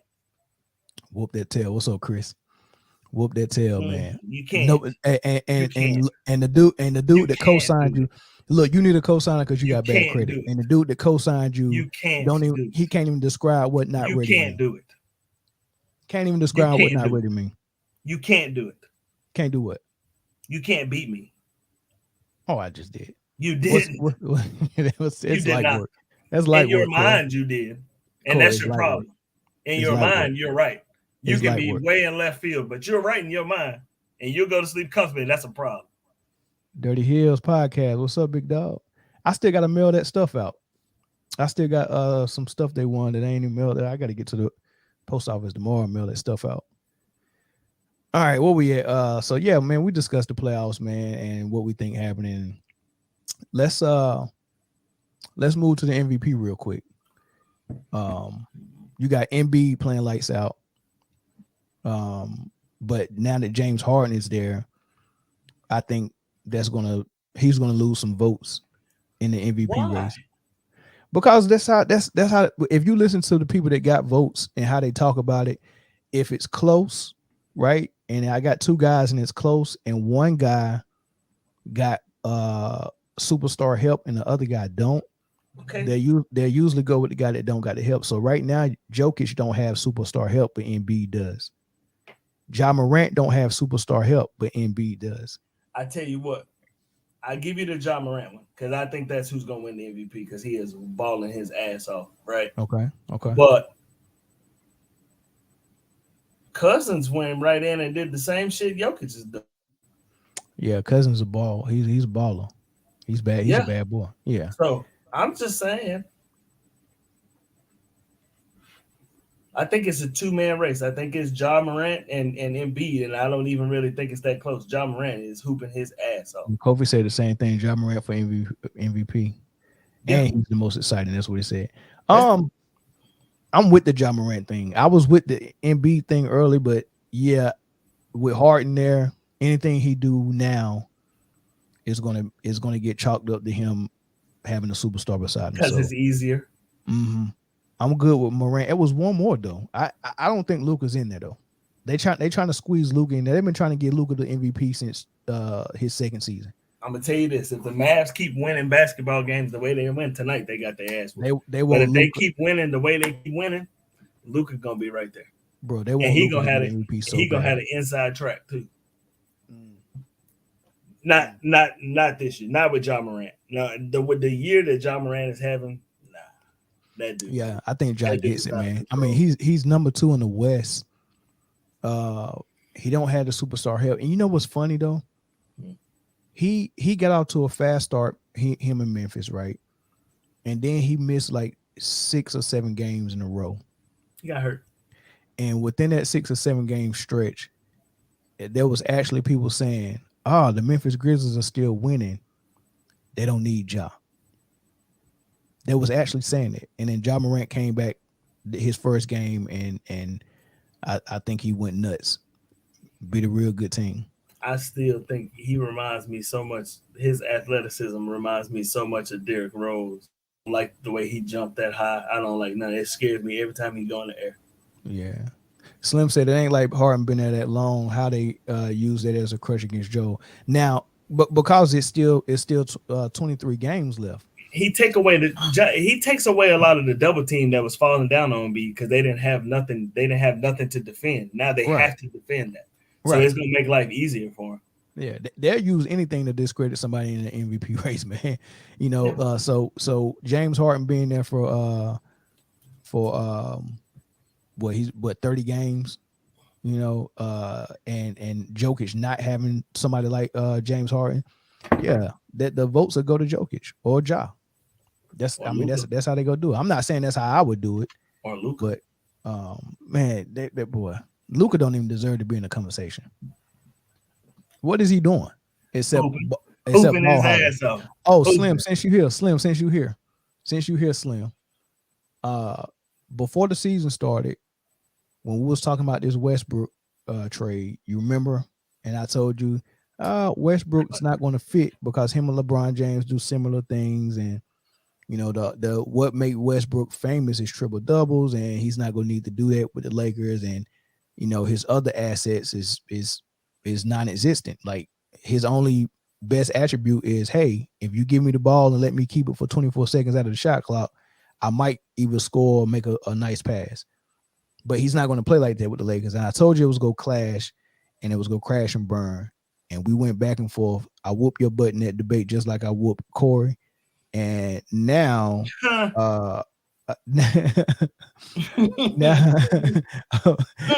now, now I need you to come eat that crow. You gonna have to come on. As a matter of fact, I'll share the link. How about that? I share the link, and anybody can come in here and join and come get cooked, just like Corey got cooked. Keep falling off the bone. Corey always get cooked, man. You can come in. Y'all can come in here and join this cooking that Melvin and take it right now. That's why he's sitting over there sweating. Daggone Chef Curry. I'm in here cooking and meat falling off the Easy. bone, man. Yeah, man. Mel's not even a tough debate. I've had tougher debates. I've had tougher debates with my 10-year-old son. If you keep quiet and let Corey talk long enough, he'll actually cook himself. No, definitely won't. I'll just let you cook yourself and then use what you said against you, like I always do. You ever seen a rabbit? And it's so simple. I just use what you say against you. That's all I do. You ever seen a rabbit? And then this is your response every time. I just cooked you. You ever seen a rabbit get in a pot of boiling water and cut carrots on himself and just lay in there thinking he's taking a bath and just actually cook his meat off the bone? That's what Corey do in the debate. Every single time I set the trap, I just boil the water and just sit back and let him talk. And he actually get off in the boiling water and cook him own self, man. It's rabbit season, baby. I like it. Yeah, come on in here and cook, man. And tell me that Westbrook take you had again. I want to hear that Westbrook take again. Oh man. But yeah, that game gonna be interesting, Corey. I I But I got Philly winning. I hope so. I do. They I just don't. they ain't gonna have no answer for Embiid, man. They ain't gonna have no answer for Durant. The answer for Durant is horrible offense by Steve Nash. It's too Mm, look, it's too hard for them to get a bucket, man. It's just hard. They don't get no easy shots. I mean, when you got a player like Kevin Durant who can hit every shot on the floor, how is every shot he getting ISO? You uh, mean you can literally bring Kevin Durant off of multiple staggered screens like Ray Allen or Reggie Miller for a three, or you can bring him off of screens and catch and shoot like Rip Hamilton in the mid range, or you can put him in the high post like Dirk, or you can put him in the low post like Hakeem, or you can give him the rock and do something. But all they do is just give him the rock and get out the way. That's he's it. versatile. I'll give you that. He's He can very do it all. versatile. Yeah. But I just don't. I don't think that. I refuse to. I refuse to think or to believe that when they are at full strength or somewhere close to full strength, like they are on the roads, that they're just an easy win. They're not. They lose a bunch of games at home because Durant is by himself, and everybody knows he's gonna get the ball. He's triple covered, and he has Right. to work very hard. But with Right. with Kyrie there on the road, it is a much better basketball team. Okay. I mean, I hope that's true. I hope they get it together. And this guy that you said ain't ready. It's great. How I long do it hope. take? I How hope. long? How long do it take to get ready, Corey? I don't know, man. For you, I guess it's acceptable 3 to 4 weeks. I guess. I guess for you, that's an No. acceptable So answer. so hey, so if I'm out of shape, Corey, how long do it take me to get in shape enough to play an NBA game? For me or for For you? just normal, just for a normal athlete. For Ben Oh, Simmons. if we're coming off the couch, getting in shape, Yeah, about 2 weeks, 2 weeks. How two long has three it been weeks. since the trade? What about 2 weeks? Okay. We'll see. If he come back after the Philly game, I tell you, I will go live and I'll be like, you know what? You was right. It was the Philly game.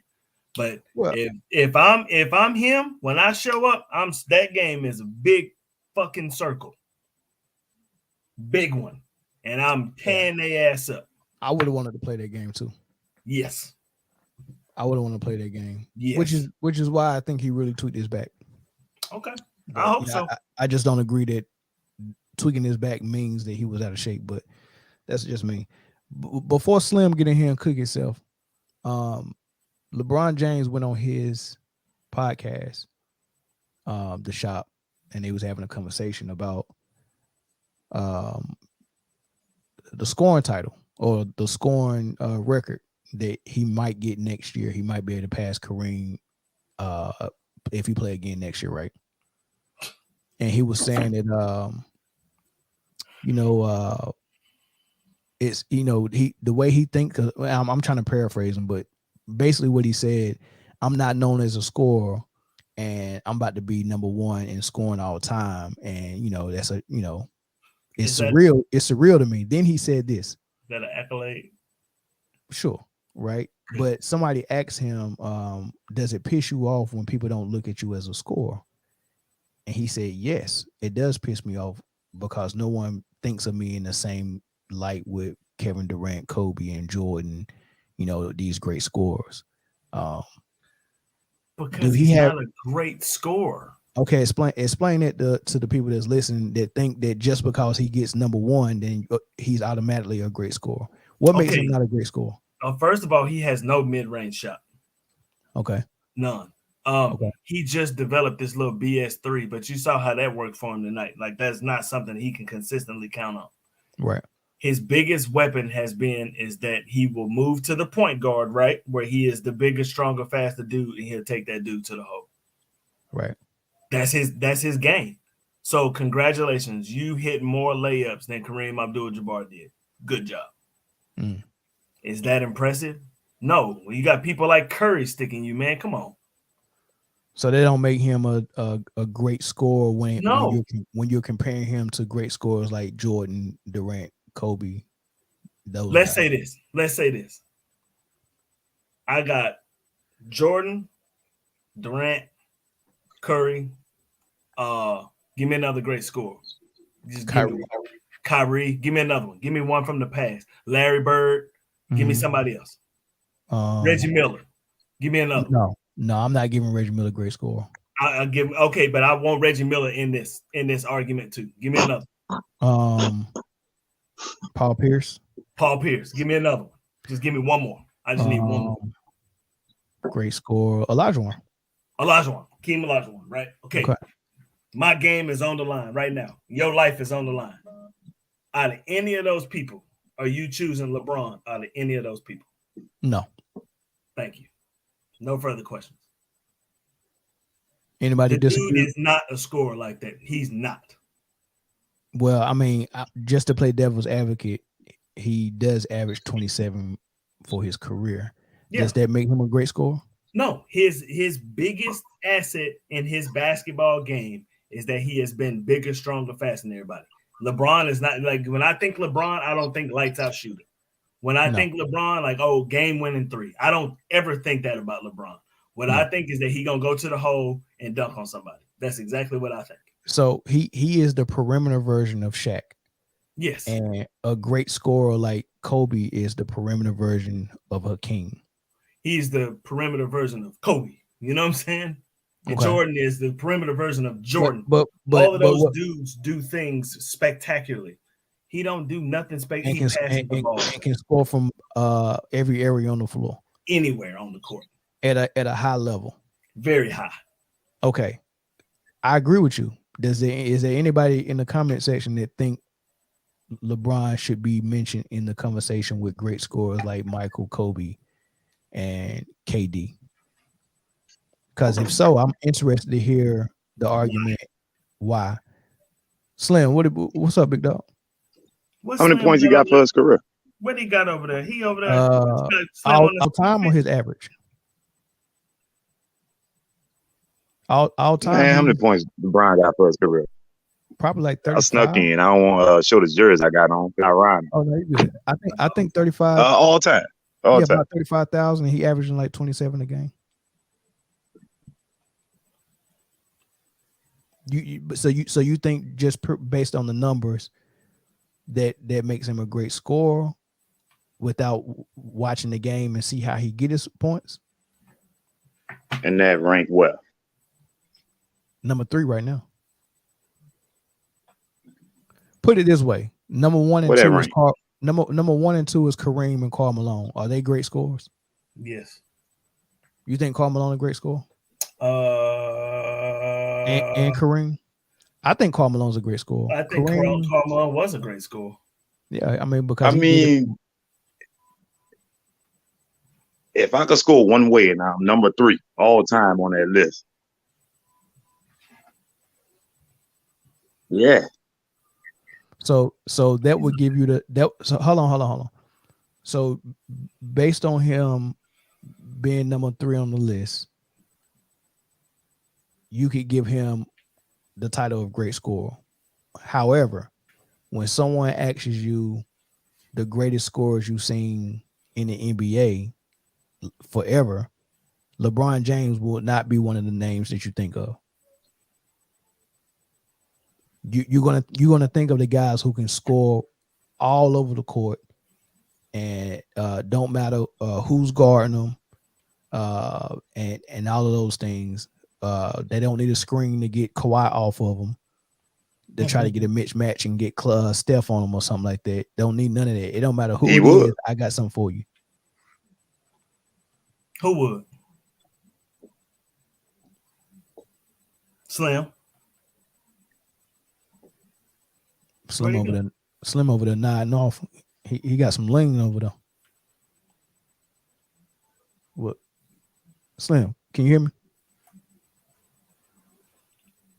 Yeah, but I'm with you. I don't necessarily put him in the same category If you with. do less with more, you do less with more. Okay, Doing more with less, I mean. doing more with less. Now define what more is. No, because I look, I'm analytical like that. I like to break down every word when people use these things. More is what? More than what? Or more than who?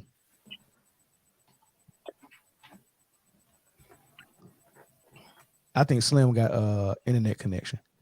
What's up, X man? Yeah, so let's talk about the more with less, right? So everyone uses the more with less cliche with LeBron James.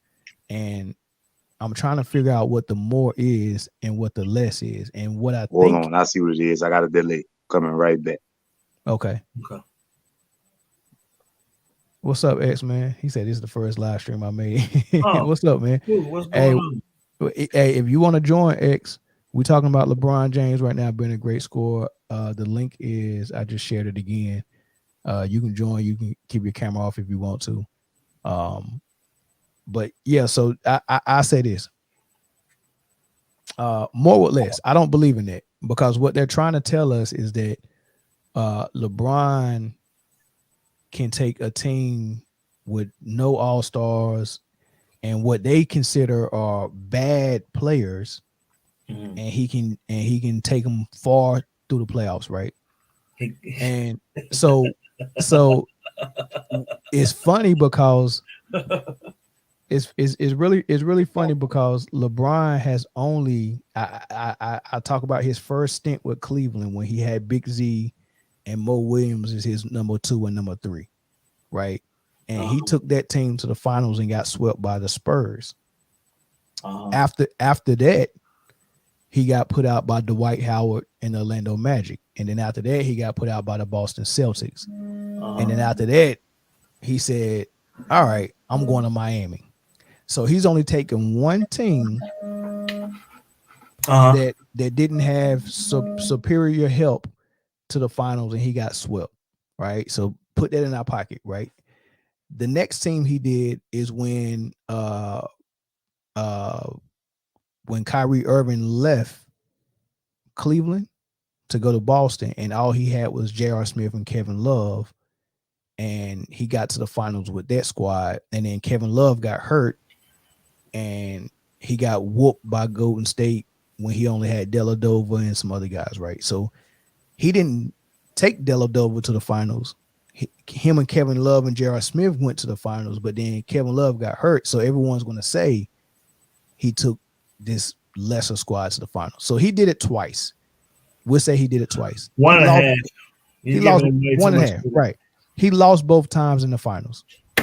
So I'm trying to figure out what the more is and what the less is, because I'm tired of hearing that cliche. He did more with less. X-Men, can you explain that?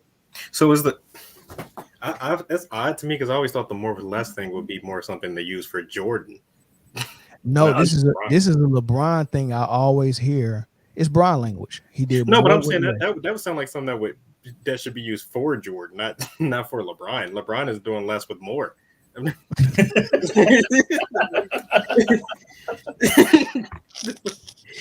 And you're absolutely right. You're absolutely right. But I wouldn't say that for no one, more or less, because it don't make sense.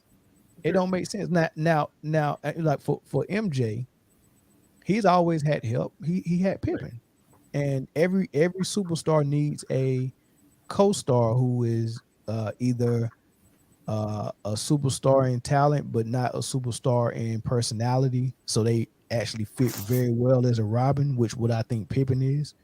But everyone that wins have a guy. They have a Scottie Pippen. But I would like to clarify that the thing. I think what separates MJ is that he didn't really have Pippen as Pippen from the jump. Pippen had to develop with MJ on the Bulls. The same way Cartwright and Paxton and Grant had to develop, because I think Paxton was like a bench player on the Spurs for like a couple years. Then it was a bench player on the Bulls. till he became a starter. And same with Cartwright, he was like a bench player on the Knicks and all that. Right. So and Pippen and Grant were bench players, and they developed into starters. So I'm like, MJ didn't have like when he didn't get the type of talent that like Magic or Bird was like. They came into a team that had a talented squad, but they needed better leadership, and that's where Magic and Bird came in. Magic and Bird were great leaders, right? MJ didn't have like a talented team from the jump. Like it took a while for them to start getting like players with potential, and then them living up to that potential. You know, I agree with you 100%. That's what I meant, like the whole more with less. I wouldn't use that, but I'm just saying like if a more with less argument would work, that wouldn't would go so more so for MJ because he didn't have the ability to just come into a great team or a franchise with a history of winning. Yeah, and he didn't have like the LeBron James situation where you can use your free agency to team up with 2 other franchise stars and trade away entire totally roster. Different. It's so different what the path that Jordan went and the path that LeBron went. It's so different. And what you said is 100% spot on.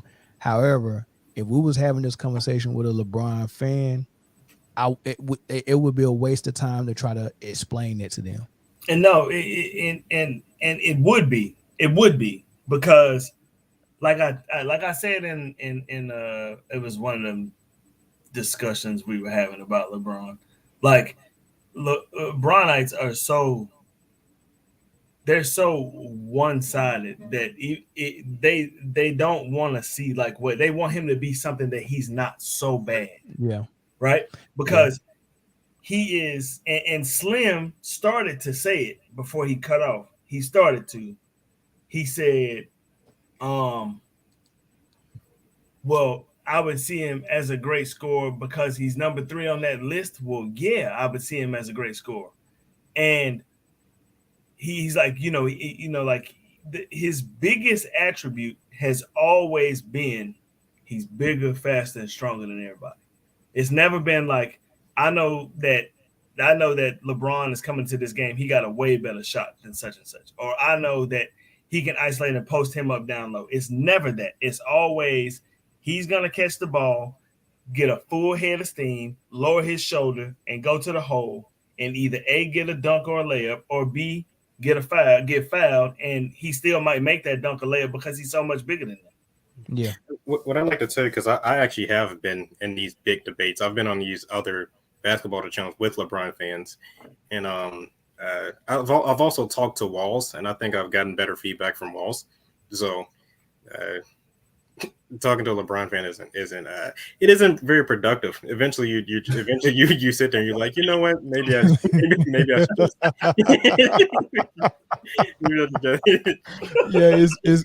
hey, you got to see my video on Bron language, man. You talk to a wall, you're gonna get better feedback from a wall. You might. All right, Slim. Hey, Slim, let me see if I can hear you now.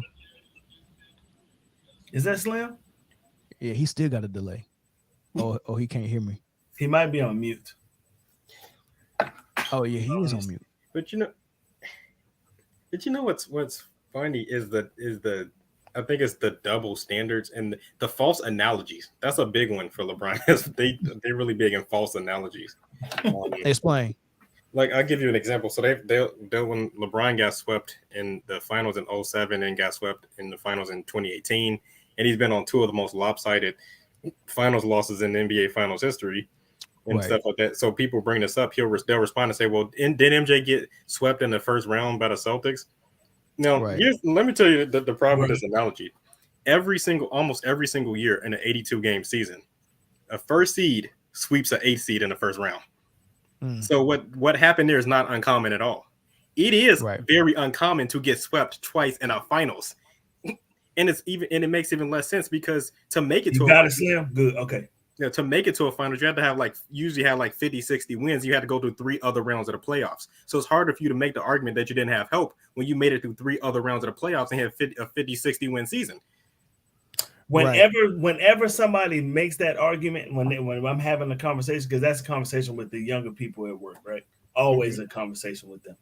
They're like, well, didn't Jordan get swept in the first round? I said, okay, cool. Name one player on that team with Jordan. I wouldn't even do that because then you start acting like them and start bashing his teammates, which I don't like. I'm to not do. bashing his teammates. I'm not, but just I, name one. But that's what I'm saying. Just that's what I'm saying. You just got to stick to the whole point with the whole the first round thing.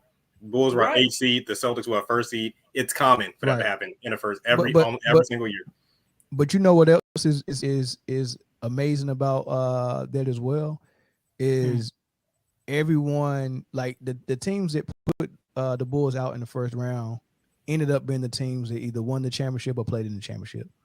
So it's safe to say that everyone in that conference or everyone that played them in the playoffs lost to them because they was the champions. So is it also safe to say if I wouldn't have seen the champions in the first round, I would have got to the second round, or I would have kept advancing until I saw the champions. Right. So, you know what I mean? So that's one thing. And plus, people don't bring up in '89 when he lost to the Pistons. People be acting like that was like a bad loss. First of all, he overperformed in the playoffs that year because they were a 6th-seeded team and they defeated a 3rd-seeded Cavs team in the first round. Then they defeated a 2nd-seed Knicks team in the second round.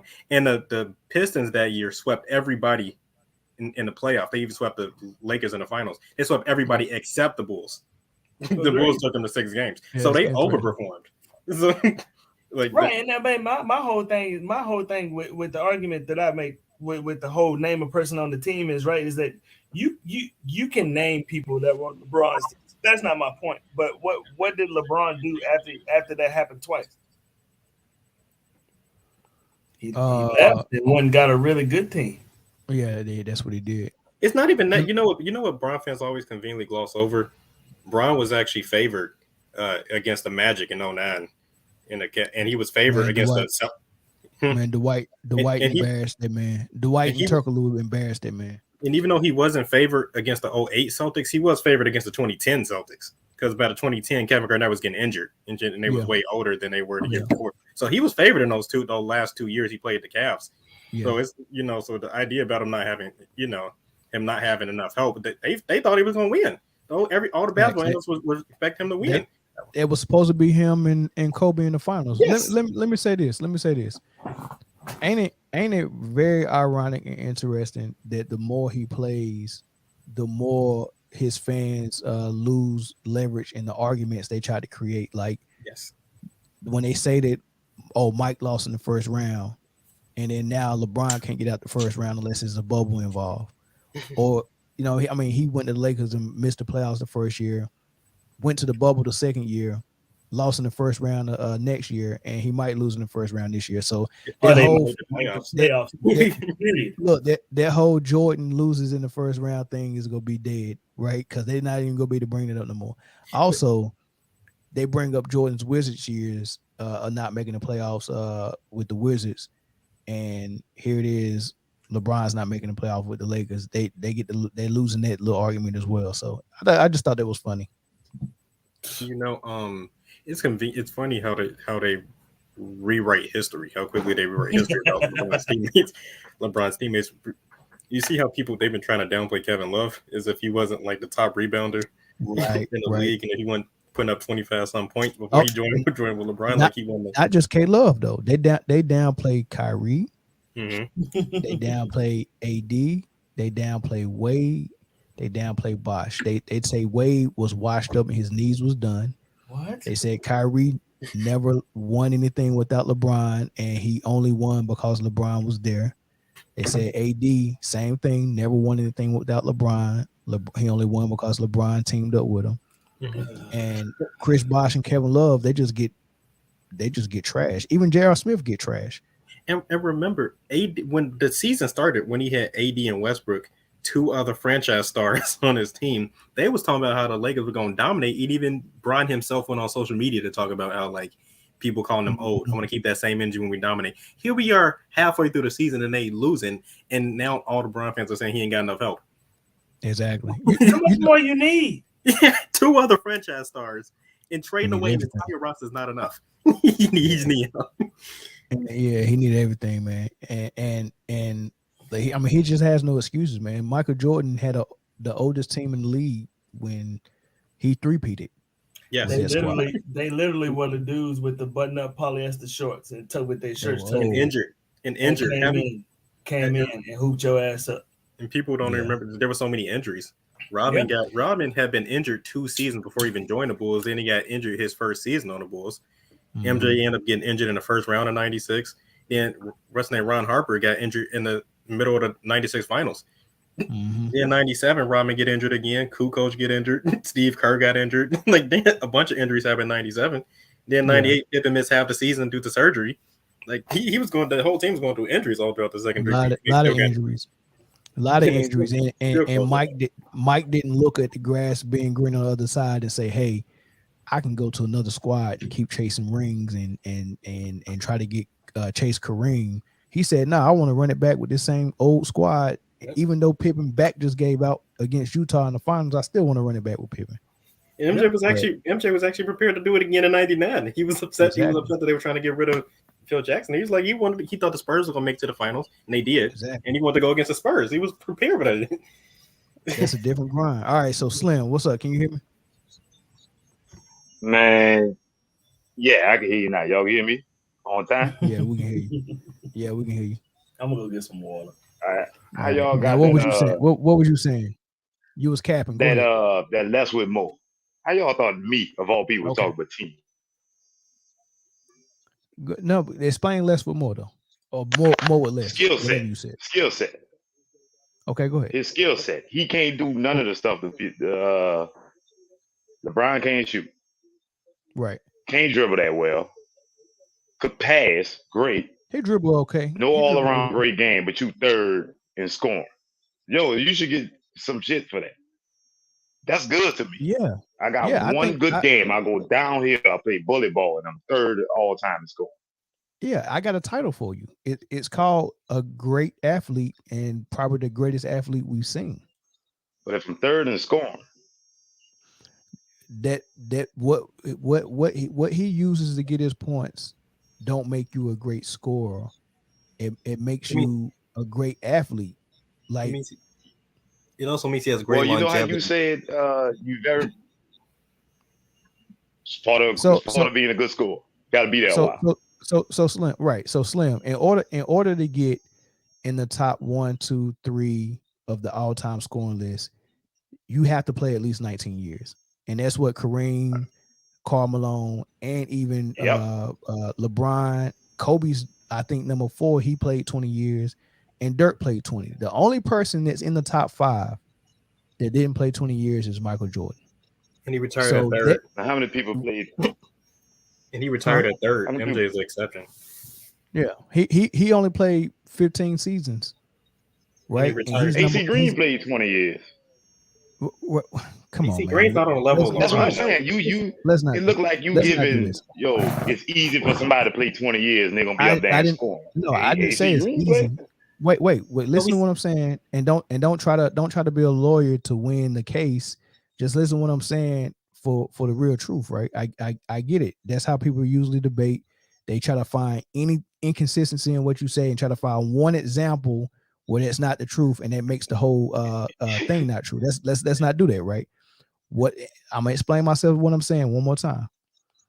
If you're a good scorer, like LeBron is, okay, and you play 20 years, you got a shot at getting to that top spot. You have a shot. Playing 19 and 20 years is a long time for a good scorer. And if you a good scorer and you don't miss games and you play for 20 years, you're going to accumulate stats. So none of those guys that played 19 and 20 years impress me. What impressed me is MJ playing 15 and being number 5. That's impressive. What impressed me is MJ, if you take the turnover list that LeBron James is number 1 in, and then you go all the way down the list, and Michael Jordan's not even in the top 25. For a guy who had as much shots and had the ball as much as he did, he's not in the top 25 in turnovers. Like those things impress me. So if you're going to vouch for LeBron James having longevity and climbing up the all-time scoring list, and you're going to credit that to him being a great scorer, then I got to do the same thing for his turnovers and say he was a horrible ball protector. Are you going to say that? But you wait. No, just You know how no. you. Answer that question. Answer that question. Well, you doing. Well, you doing me the same thing What you just said I would do. what does the Lawyering me. turnover? You trying to box What? me in? You trying to box me in the Okay, hand? okay. Well, before you go, just answer that question. What does the turnovers mean that he's number one, and what does that mean to you? He had the ball a lot. Okay, Oh, you see how quick you just glossed over that, but I you're not didn't. going to say okay. So I can say the same thing for every other stat on offense. He had the ball a lot, But why you do I have score the a ball lot. a lot? You score a lot when you have the ball a lot. and when you shoot a lot, And he's the And leader I of the give team. him an example. Huh? huh? He's the leader of the team. So of course he has the ball a lot. Slim. Yeah. He's a victim of I'm the circumstance. best player. I mean, I'm Hey, No, going we're to not have saying to. he's a phenomenal player, right? He's probably the best player on the team. We're not yeah. arguing that. Yeah. If anything, I'm arguing that he has great longevity, but That wasn't my. there's a difference between longevity, like great longevity, and just like pure scoring. That like there's a difference. Well, The best that's why I was going to ability play is on what? Bell word. That's all I was I saying. just- He is not saying he's I not feel- a bad. Not saying he's a bad scorer. He's a great scorer, by the way. But I just heard Bell say he key on vocabulary. Y'all didn't say best all around score. That's the only reason why I'm saying it. Okay. fair enough. Okay. That's it. That's all around score. You score. Press You pause. third in scoring list. Slam. You're a good scorer. You're third. Slam. That's all around score. Nah, he's not even close. He's a great scores consistent really one scorer. or two ways. Slam. Can we say he's a great consistent scorer? Does that He's a make good. does He's that a great scorer. He's not a great all around scorer. I'm gonna Slam. just say good. I'm not giving him great when it comes to score. Go he's ahead, he's a good consistent scorer. Yeah, or good. I'm going to say good. Yeah, good. Yeah, because consistent. I guarantee you, if Melo or Big Dog Glenn Robinson or Glenn Rice, well, I ain't even gonna say Glenn Rice. If Big Dog Glenn Robinson played 20 years and he played on teams that said, "Hey man, we just gonna give you the ball, put four guys around the 3-point line, run high screen and roll, and you can take any shot you want." I'm telling you, Big Dog Glenn Robinson would be in the top 5. But why he didn't? Because he wasn't as good as LeBron is at doing That's that not one true. skill He set. didn't play as long. He didn't play I as long. agree with you. He's not as good as LeBron. I'm just saying, LeBron plays. It's only like a handful of guys that play the style of offense that LeBron played, and that's LeBron, Luka, James Harden, and Westbrook did in the OKC. And What what's they- called what- too? Who? He brought up Westbrook just Giannis. because. Giannis do it to a certain extent, but Giannis gets out of the way so Middleton can because That's Giannis true. lacks That's true. he lacks a lot of offense. So Giannis when they really need a bucket and Giannis can't bully his way to the rim, he'll let Middleton cook, Right. and do it. And then also Giannis would go in the post and he got a better post, chance of scoring in the post. So than what LeBron you're saying is Giannis is what LeBron is supposed to be. does. I'm not gonna say that yet. Hold on, let me just finish my point. So what I'm saying is, No, don't when finish it. you're in an offense, that says we're going to give you the ball, you're going to be the primary scorer, you're also going to be the point guard and the primary distributor, which means every shot that goes up is either coming off of your assist or coming out of your hands. That's just a bad formula for winning. However, you're going to accumulate a lot of stats. The Because I'm reason the that best player. reason that guys play like that is because of LeBron, though. Right. And LeBron He's plays like the that model. because of a lack of other offensive ability. He can't come like Glenn Robinson can come off the ball and let Sam Cassell and Ray Allen handle it, and he can catch and shoot, or he can Those get in dudes the can post and catch and score. shoot. Thank you. LeBron can't. Yeah, you do thought that. Allen Iverson was a great scorer? Yes. Yeah. Why? First of all, he did what he did at 6 foot, 165 pounds. Okay. He was a great jump shooter and a great He slasher. can shoot too. He was a That's great. what Who said he was a great jump shooter? He was Me. a great jump shooter. What do you mean? He jumped high when he shot. No, Allen he can Iverson shoot. was a great jump shooter. Let Great me jump ask you shooter, this. as in like he put the ball in the hoop. That jump shooter. Yes. What was his shooting percentage? I saw a lot of games Iverson went 11 for 30, And if I feel like you take as many shots and as points you score, that's not a lot of good. games where Kobe went 11 for 30. Mm-hmm. We Hey, did. the Kobe ain't in the discussion. We saw him score 81. Shooters are off. Shooters can be Yeah, and No, I'm with that I mantra. didn't say he was an efficient scorer. I just say he was a good scorer. He was a great scorer. He was a great scorer. And he had multiple sure. scoring titles. Yeah. Yeah.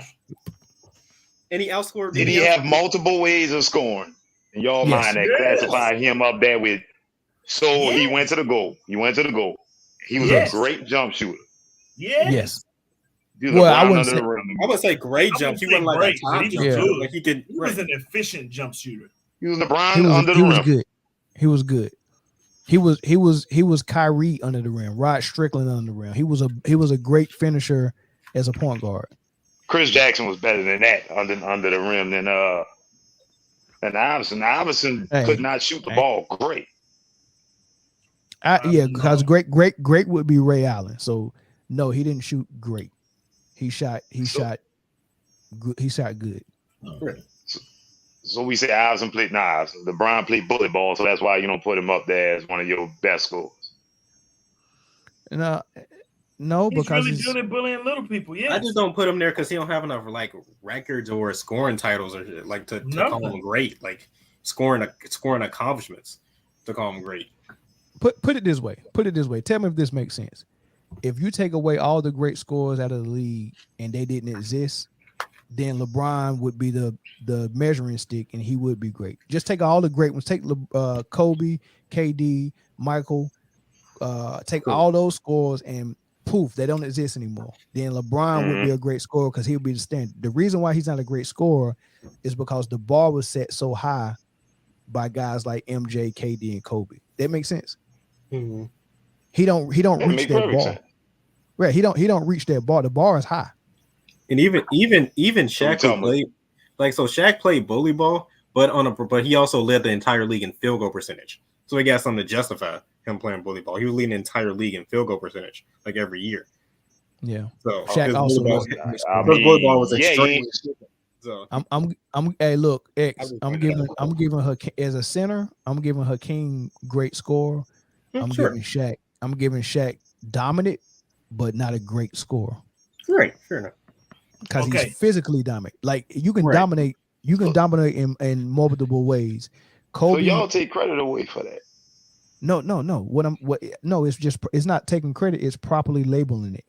Kobe dominated with skill, a high level skill and high level shooting.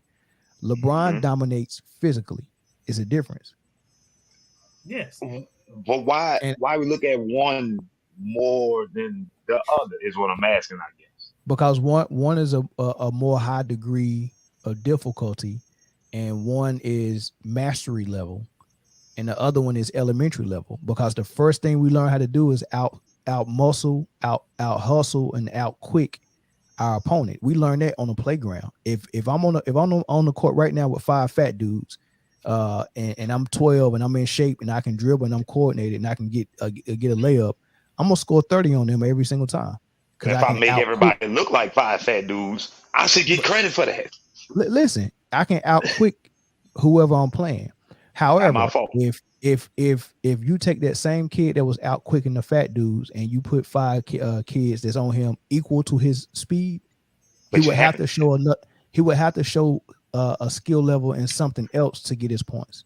But no one's equal to my speed and my power and my strength all in one. So that's my point. I can't knock that. Exactly. So the only reason why he's getting his points is because he's the alpha. He's the top of the food chain when it comes to physicality. Like Shaq was top of the food chain. If there was 10 Shaqs in the league, how was Shaq going to dominate if Shaq was guarding Shaq? So let me explain. He would be Tim Duncan who went to power forward, right? Shaq did have good footwork and handles. Just to clarify. Let me explain it like this: as soon as people caught up to Shaq and he got more competition underneath the rim, right? Slow down a step, whatever, right? Shaq never had anything else to fall back on. He couldn't step back and hit a mid-range shot. He couldn't do anything, right? Career was over. With LeBron, as soon as people start stopping LeBron from going to the hole, he kind of developed this little 3-point shot that he has now, sort of, but it's nothing he can fall back on. Right. Nothing. Soon as Jordan stopped being able to take you to the hole, he developed the fadeaway. Soon as he did, then he developed the three later on in his career. I mean, his game evolved. LeBron's game has never evolved.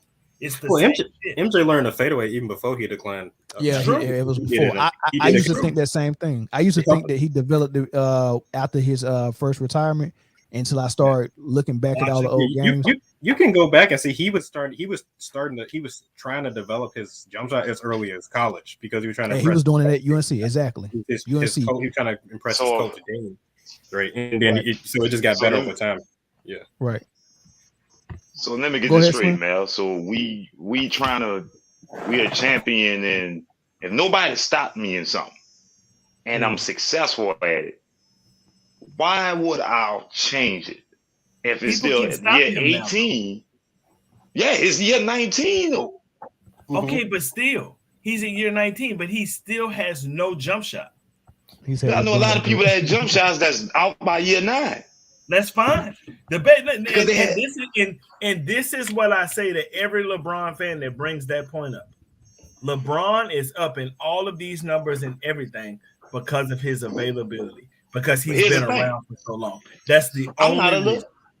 I'm not a LeBron fan. I know you're not saying, but I'm just saying for LeBron fans. That's exactly what I'm saying. Slim. I'm gonna try one more stab at this. I like analogies. Come on now.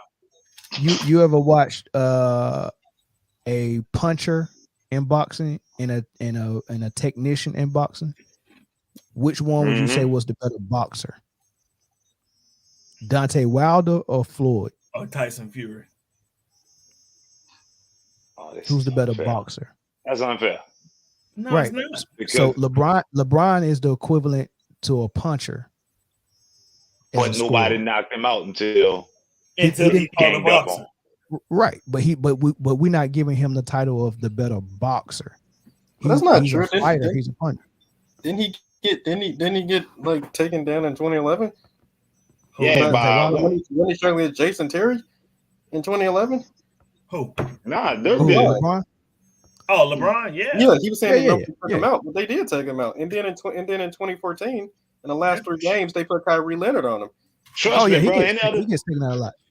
Any other night, I'm with the LeBron slander, but I can't take away the dude being third on an all-time scoring list, and we're gonna sit there and say he's not a good scorer, but he's third. I don't care how long you play it, though. You're third.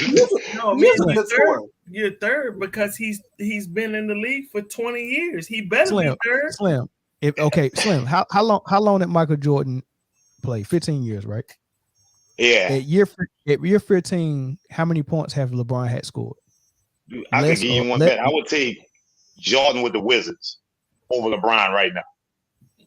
I would take the Wizards, Jordan, because he still was scoring in multiple ways. Didn't have none of that. He was a better scorer at 38 defense than LeBron is at 30. And he played defense. Yeah, I would take him, but I can't knock that. Every time I cut on the TV, LeBron is up here, head above heels, athleticism over people, bro. I can't knock that. So yeah, but they don't make you a scorer. That make you super athletic. That should make you want to stop me. Find somebody that could, and you got Giannis. All right, how many times I'm gonna play against Giannis? It took Kawhi. All right, the list will grow by more years, but I'm in year 21, dog. My son's about to be here. This is a tough nut to crack right here, because I think we're looking at it different. I think we're looking at it different. What you're saying is, by where he's placed at on the all-time list, you can't discredit him from being a great scorer. And what I'm saying is, take the list away and watch the game. And to me, a scorer is someone who mastered scoring. And if you mastered scoring, that means you mastered either most of all ways that you can score. Now, you're a basketball player, Slim, so I'm gonna ask you. That's why I say all around score. No, not all around. I'm talking about a master scorer. Like, have you ever seen a master? Hey, Corey, have you ever seen a master hymnsman? Yeah. Right. That's your job, right? Yeah. Him. Okay. What's the difference between an apprentice and a master? A whole lot. I mean, you driving in pressure filled situations, like Right. when things are narrow channels, all kinds of different things like that. Like you're the one that's driving. Right. And how many different areas do you have to master before you can be all of them? Right. So it's multiple, like maybe 10 or more, right? Yeah. All right. So Slim, how many ways is it that you can score? Free throw is one of them, right? Free throw is a way you can score. What's another one? 3. Right. What's another one? Right. Mid range. What's another one? Fast break, post, off the Last ball, catch and shoot. Right. Quarter awareness. Finishing. Look, dribbling and stopping on the dime and pulling up on somebody. Like you got so many different ways you can score. How many of them did LeBron master? Not show proficiency, master. Okay, that same analogy you just used. He ain't gonna answer. I don't know that you say that's military talk. I don't. But if I'm making more than you and you can do 5 jobs well and I can do 1, get out of here. I'm gonna do that one. I'm master because I'm doing 1 job. You doing 5. Okay, so you have to master something though. But he's not making. But he's not making. Who is he making more than though? Apprentice will never make more than the master hammer. No, not if you're a apprentice. He ain't got more rings than Jordan. He ain't got more rings than Kobe. He's not making more. He wasn't making Kareem. None of them. He ain't got more scoring totals than Jordan. So how was he making more than him? You gotta tell me something. You gotta make this make sense. I went to his analogy to say, yo, if I could do a job really, really, really, really well, just 1 job, you got to do all 5 just to be noticed. I'm saying, hey, I got to give credit to that dude. Slim, no, Slim. What I'm saying is that all of these dudes could do the job that he does just as good as he can, but they could do other things too. Facts. That's what a master is. Yeah, that's what a master is. If I don't have to do that, y'all know I only can't handle stuff. Let me come at you another way, Slim. Let me come at you another way because he gonna try to. I'm gonna try one more time, X. Then I'm gonna let you and Corey get him right. I'm gonna try one more time, right? I mean, do we need to harbor on that topic specifically? Any other topics? I got a doozy for y'all that just came out of Dallas, maybe 30 minutes ago. There's some wild shoot! All right, so you talking about football? Yeah, it's not necessarily about football, but it has a lot to do with the Dallas Cowboys, like a whole lot. The course. The girl that said she was the daughter. Hold on, we'll get to it. Yeah, we'll get to it right now. So Slim. Let's go back to mastery, right? Bruce Lee was a master martial artist, right? So you gotta master board breaking, ice breaking. You gotta do all this stuff to get your black belt. Like it's so many different things you have to not show proficiency in, but master, right? So go back to scoring. You have to master every area of scoring to be the scorer that we're talking about that is great. And I can just point to one thing that he didn't master in the whole conversation. Did LeBron master free throws? So what? Yes or no? Still third, no, answer the question. Did he master free throws? No. Can I use an analogy? The guys that I'm talking about that are great scorers mastered every way you can score. The post, the mid-range, the free throw, the three-pointer, the fast break, the off the ball, the dribble pull up, the catch and shoot. They mastered it. Can I use one analogy? Go ahead. Military again. Y'all ever seen Independence Day? Yeah. Yeah. That drunk son of a bastard, that thing was a master. And that drunk dude did what? Took that thing, come and get it and killed everything. Who's the master? The one with the one skill set? All this. X, I rest my case. X, get him. Go ahead, X. I'm done. X, did you understand my analogy? I understood your analogy. I was just wondering. I guess it don't look like we're going to agree on that topic at this point. Look like we all on the same. No, we're not. I actually I really just come over here to antagonize them. Yeah. I actually agree. No. You came on here, but no, you came on here because you owe me you gotta I come got on my here Westbrook and jersey on too, with all okay, my eat your California words. stuff behind me. Do you remember what you said? That wasn't me.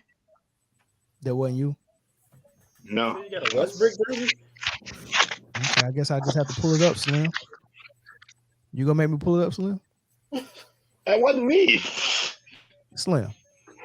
That wasn't me, bro. That wasn't me. I'm gonna play it. Let me know because my Wi-Fi be acting up. So if this thing is choppy, I won't play it, and you live to see another day. What is this? Me telling you what was gonna happen when Westbrook got the Lakers, and you trying to tell me it wasn't gonna happen. That wasn't me. I guarantee. I guarantee that wasn't. Okay. That's why you can't find that clip. I saw that Westbrook stuff coming a mile away. I was telling people that in advance. Mm-hmm. What was your thoughts when the sign? Okay, tell me what your thoughts was, X. I told them from the jump. I said Westbrook first of all, Westbrook, he's not an efficient scorer. He scores inefficiently. He turns the ball over a lot. He's not a great jump shooter, and he's not a great defender. And similar to LeBron, he plays in his own system. So how are you going to put two people who play in their own system and don't know how to share the ball on the same team and expect results? What did I say? Exactly. Exactly. Yeah. See, X, did you play ball? It sounded like you did. I did in high school once. We won a chip. See, I was a role player. I wasn't a leader. Yeah. hey, let me ask you a question, X. Mm-hmm. The best player who played in college, was you I was in high school. better all-around player than him? Or you didn't play I at was all? in high school. I wasn't in college. He's breaking up. Anybody went to college on your team? I don't know. I was on another team in my junior year. What's your point, Okay. Slim? That says a lot to me. He said it. Somebody just asked me Okay. He won, yeah. I told people I was just a role player. I wasn't a leader of the team. I just they put me on the team because I have such an invested interest in knowledge on just about anything I get in. So I had an invested interest in learning as much as I could. And the coach liked that. So they and they liked the idea that I understood the team concept. So that's why I was on the team. Right. Hey, look, I'm gonna push play on this, but usually when I try to play videos from YouTube, my Wi-Fi just be choppy. So if it's choppy and y'all can't hear it or is lagging or something, just let me know and then I'll stop it. Look at all the people they signed. They could have done without that $44 million cap hit with Westbrook. Like they might have been better with Kendrick Nunn. Yeah. If Kendrick Nunn was that starting point guard, that's better than Schroeder and Westbrook, in my opinion. I mean, because what are you asking Westbrook to do? You're not asking him to run around and get 10 rebounds no more because you got Dwight and AD and LeBron. What I need my point guard running down trying to snatch rebounds from people. And I already got LeBron doing this assist thing. So I mean, what is it for what other role he got on offense? Star power. That's it. And he ain't gonna stop. He can't stop a nosebleed on defense. So he don't guard no more. Which one of y'all just said, hey, if they got a team full of rebounders and no shooters, what are the rebounders gonna do? I said that. Won't they rebound, miss shots? Hey Slim. No. Slim. No, Slim. Listen to what I'm saying. Rebounds will count too. Slim, listen to what I'm saying. No.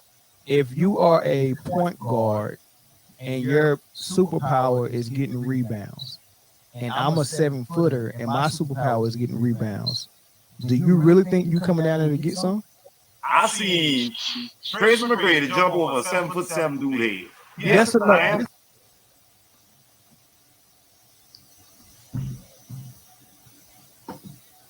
It's breaking up now. Oh, okay.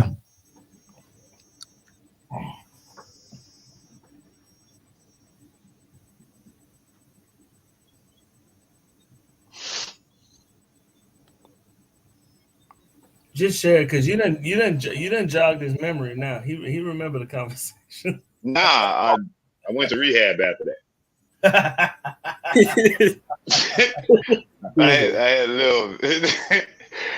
little, mental health issues, I guess. Nah, I still believe in it. Could we find people could we find everybody who thinks LeBron James is the GOAT and put them in rehab? I think that will help. I mean, I'll help you hurt them in. They ain't hard to hurt him. I can't. I don't mind. I don't mind the LeBron fans that think you're the GOAT when they young kids and they never seen the GOAT play, right? But I got an issue with the people that's on TV. I gotta give dudes credit, man. Right. I got that's an not issue even an with excuse. those. That's not really even an excuse, though, brother. I've never actually seen MJ play. I just got common sense. I know you get 1 + 1. You look at the accomplishments, you look at the accolades, you watch the fucking film, and then you say 1 + 1 equals 2. But the real talk, if you ask me who better, I'll never say LeBron James better than Michael Jordan. But when you say scoring and somebody is third on the list, I don't care how he got that. He's third. They were masters. That's 19th, 20th, 21st, all the way up. I can't knock what I'm looking at on the stat sheet is he's third. We might not like looking at it. It's ugly as hell. He should be first. But he's third. And I gotta give credit. I don't like LeBron with the next man either, but you third, bro. That's no, we don't give credit for that. I guess you get some credit for it, but like I said, the bar is set high. The bar is set high. Do you know if MJ played 20 years? If MJ played 20 years, if MJ played 20 years, that record wouldn't be touched by anyone. Right. It really wouldn't. You know what MJ did in 15 years? It took LeBron. Well, I wouldn't even say 15 years because MJ missed 2 whole seasons. Yeah, when he broke his foot his second year, he missed every game except 16 games, right? And then when he came back out of retirement, he only played 17 games that year. So he really only played 13 years. And in 13 years, 12 because he was injured on his first year on the Wizards too. Well, no, he played 60 games that year though. That's 60. I'm not gonna count that. He played 60 games that year. So hold on. What MJ did in 13 years of work, it took LeBron 16 years to pass him. Imagine that. Remember, answer me this question. Yeah. Your highest level college, right? No. I almost ball went to not jail. Physical. Go ahead. All right, so you played in jail ball. If you did, and it's not physical. That's physical, right? We're not gonna give credit. We're not gonna give that credit for that physicality. Yeah. For 16 years, that ain't just we looking at that hurt. Nobody's taking. Why we can't give credit to that? Nobody's. If we're gonna take away. Nobody's taking any credit from it. I bring it back by saying, that's 20 years getting beat up, bro. That's 20 years getting beat up. I don't think anybody's taking credit from him, though, Slim. I don't. I just don't think he's a great scorer. I don't care where he is on the list. Hey, tell Mel pull up that clip. He said he'll never score 50 again, and what he did the next night. And they said it was a good score, so it's not like we were saying he went not like we saying he garbage. We said it was a good score. Good, like call somebody good shouldn't be. It's not insult. That's what I trip out on. That's not an insult at all. Either like LeBron fans, right? Either he's the greatest or he's trash. There's never in between, right? I'm the in between. I'm the in between. I'm the in between because I'm not a LeBron fan. I think he's good at what he does. I'd even say he's great at what he does. Score. Hey, this what happened. This what happened when you get on. Great facilitator. Man.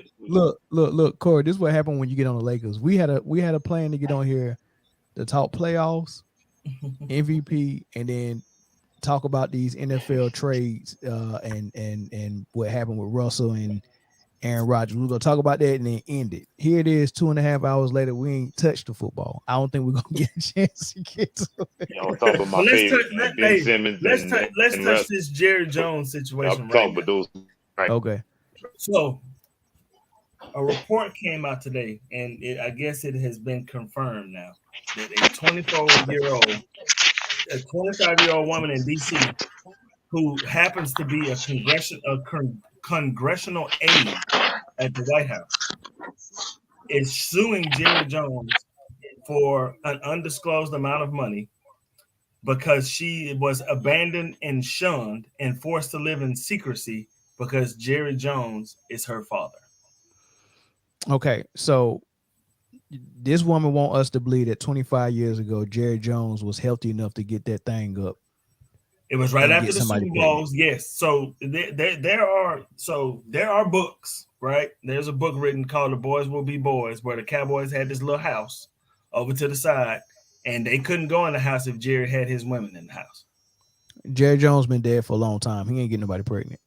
Oh, well, I don't know. He paid this woman $375,000 back in 1996, which was a lot of money. Go away. Right? Go away. Go away. But the deal was for her to go away. Never had a deal with the daughter to go away. So she has lawyers and stuff now, right? Bro, this is so ridiculous. Look, you know what this is? This is a remix of Deshaun Watson, Bill Cosby, whatever you want to name it, except they're not using the R word. They're using something else. This is so stupid, man. Like seriously, man. This is freaking ridiculous. Really, you can't. I know you can sue somebody for anything in this country. Yes, but come on, man. We got to be for real. Like your mom gave the cheeks up. Thought she won. She actually did win because she got $375,000 out of it. And two trust funds. This girl has 2 trust funds as well. Oh, this girl needs to go sit down somewhere. She just want more money. She's about to get it. She's not about to get no money. She about to get it. She gonna be part on the Dallas Cowboys. She gonna get them Cowboy tickets, just like everybody else, and that's it. Remember that white girl like a decade ago tried to say that Bill Cosby was her father? Then the DNA proved she was lying. I do remember that. I do remember that. Yes. So Bill Cosby done had almost every scandal known to man. Every trick that they've used on rich people, they've used on Bill Cosby. They killed his son. Yes. Right. Yep. They had a female say, "I'm your daughter." Mm-hmm. Right. And he's had 50 people say he R-worded them. True. And they had black people come out. They hired the same lawyer that represented the women in the Marv Albert case. You can't make this stuff up, bro. and then they had to sit here and flat out violate his due process times 10 just to get him a conviction. A conviction to date them. And the guy who was on the court case, he ran when he was running his campaign. He said he would get Cosby in jail to get in office. So when he get in office, so clearly it's a conflict of interest now. He went out of his way to make that happen. Facts. True. So Crazy, man. And then now as a result, they so mad that he got a fair shake of it, and they threw his case out. They out there making documentaries after documentaries, trying to get the word out and to see if it could work as well as the R. Kelly documentary worked, and it ain't catching no sting. And it's also the fact that like the way they used to be like secretive or subtle about it. Down there, so like it's so in your face. Like there was like I remember like literally when the Snoop Dogg, he just recently bought Death Row Records, right? Mm-hmm. And the moment he bought it, a woman, the exact 24 hours or something later, a woman called and claimed she was assaulted. Facts. Like what? And a lot of these allegations against black men, it was coming out in February, and right during Black History Month. Me too. It's almost like a mob shakedown, right? It's like like the way the mob used to work in the 70s and 80s or whatnot. Let's say I had a nightclub, Corey, me and you own a nightclub, right? Right.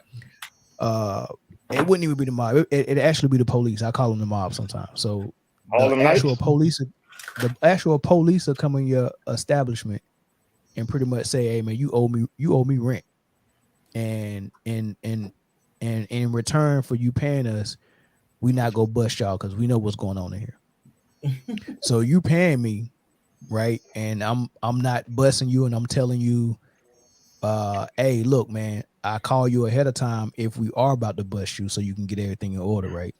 You know, so that's how they do things. So we always know where to find. We always know where to find the stuff. We know what's going on. So whenever we really wanted to bust you, we can. It's almost what they're doing with rich people, right? Mm-hmm. It's like, hey, look, man. Once you get to a certain status, we live in a certain lifestyle where we know where all the dirt is at. We know what you're doing because we doing it, right? Right. But the fact that we know that means also whenever we feel like we want to do something with the information, we can. Hey, look, man, we know you messing with these girls, and we can get one of them to bring charges on you at any time. Like we all living a crazy life out there, and that's what it seems like they're doing. And even then, the women who accused Cosby of most of them kept showing that they continue to go back and have relations with him. Now, if somebody did what you claim he did to you, why would you be consistently going back to his house to have relationships with him and keeping in contact with him on a daily basis? Well, usually when somebody do something, when you either be trying to go to the police or get far away from that guy, since you so-called scared of him, and that's my favorite one. People like I didn't want to go to the police because I didn't think I'd be believed. So you didn't think you'd be believed when the actual situation happened, but now you think 50 some years later after the event that makes you more credible. Mel, why you didn't have topics like this when I was ignorant and wanted to get in trouble? Now I got to be savvy about this. You can't tell women how to feel and when they should and shouldn't do something. Okay. So you scared to speak now? You scared to speak now? Right. I'm scared as hell. Oh, Google blocked me for a while. They shadow banned me for saying, "Yo, Tory Lanez didn't shoot Megan Thee Stallion." Who did? Google. Oh, okay. He sent me an email saying, "Yo, don't ever write that in all caps." And I said, "Tory shot the stallion. Tory shot the sheriff, but he did not shoot the stallion." Website disappeared for 2 weeks.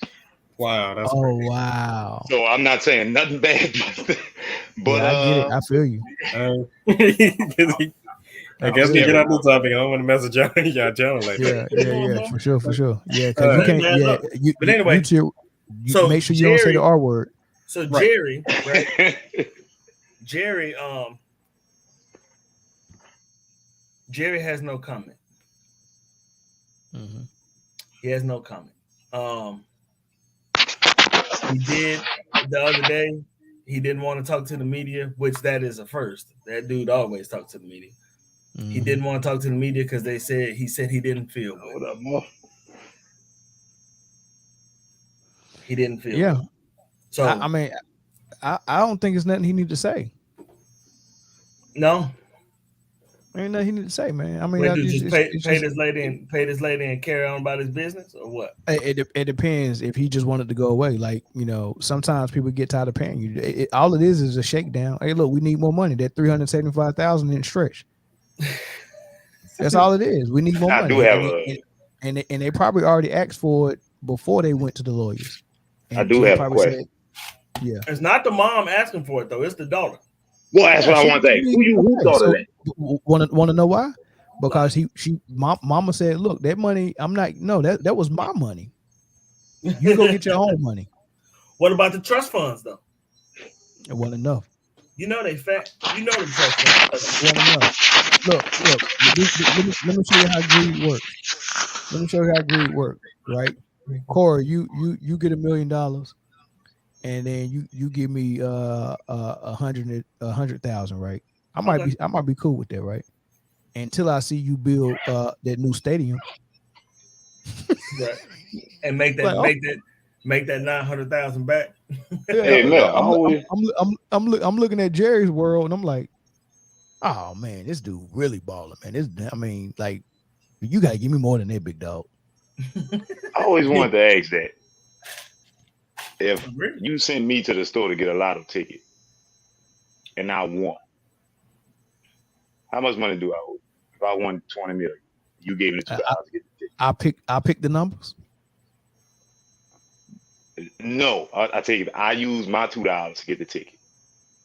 But you asked me to go to. I said I'm going to the store and get something to smoke. Hey man, pick me up a lottery ticket. Oh, I give you the I give you. I probably give you the $2 back with a little interest. Smart man. I use my $2. You hit 20, you get your $2 back. There you go. Now the easy answer is if I ever get 20 mil, it's a lot of people that's not family, that's close to me that's probably gonna get broke off. So if you make that store run for me, you know, even if you didn't buy the ticket, I'm gonna do something for you. Really? Yeah, that's just how I am. Yeah, you like if I know you and you making a store run, that mean we got some close proximity. We probably hanging out a lot. We real cool. Yeah, Slim. Slim. If I was living in your city and me and you was hanging every day, and we became real tight. I mean, I like our friendship now, but if we spent a lot of time together and we started getting real tight, then you'd be like family to me. So yeah, I would break you off with something. It wouldn't be just straight cash. It would be like, hey man, what is it that you always been wanting to do? And I'll be a solid partner with you on it. You know, it got to be something that makes sense and some money. Nah, I think you just give me a game ticket. 49ers game. We good. I don't think you owe me anything. Yeah, Slim. like this. Slim, I'm gonna tell you this now. If you went to the store and bought me that $2 lottery ticket and I hit on my $2 or your $2? But let's even if I gave my $2. If you gave me the $2 and I won off that $2, Slim, you at least getting a car or something out of it for sure. I wouldn't even take it. I guess that's what I'm saying. Like I wouldn't even that's not. Yeah, you'll take it. You'll take it. Yeah, I'm gonna be tell y'all one thing. What call you? What would you want? You be like, man, I love that new Tesla. Bet it's coming. Bet I like that. I keep that in mind, Corey. But look, this thing right here I'm drinking. Mm-hmm. It tastes like blood. I've been drinking this for 2 weeks.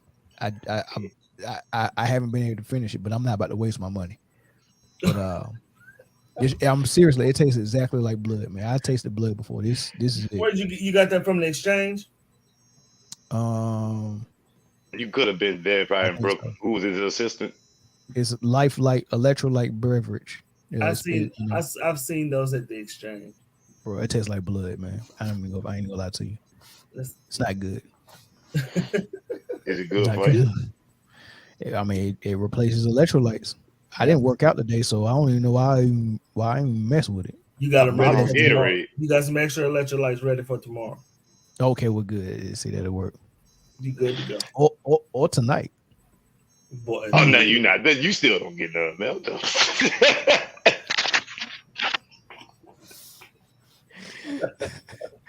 All right, man. Where we at, man? We about to close this thing out, man. We got some people watching, but they won't join. Why y'all scared to join? My bad. Slim, you saw him. You can get them? Yeah. I actually had.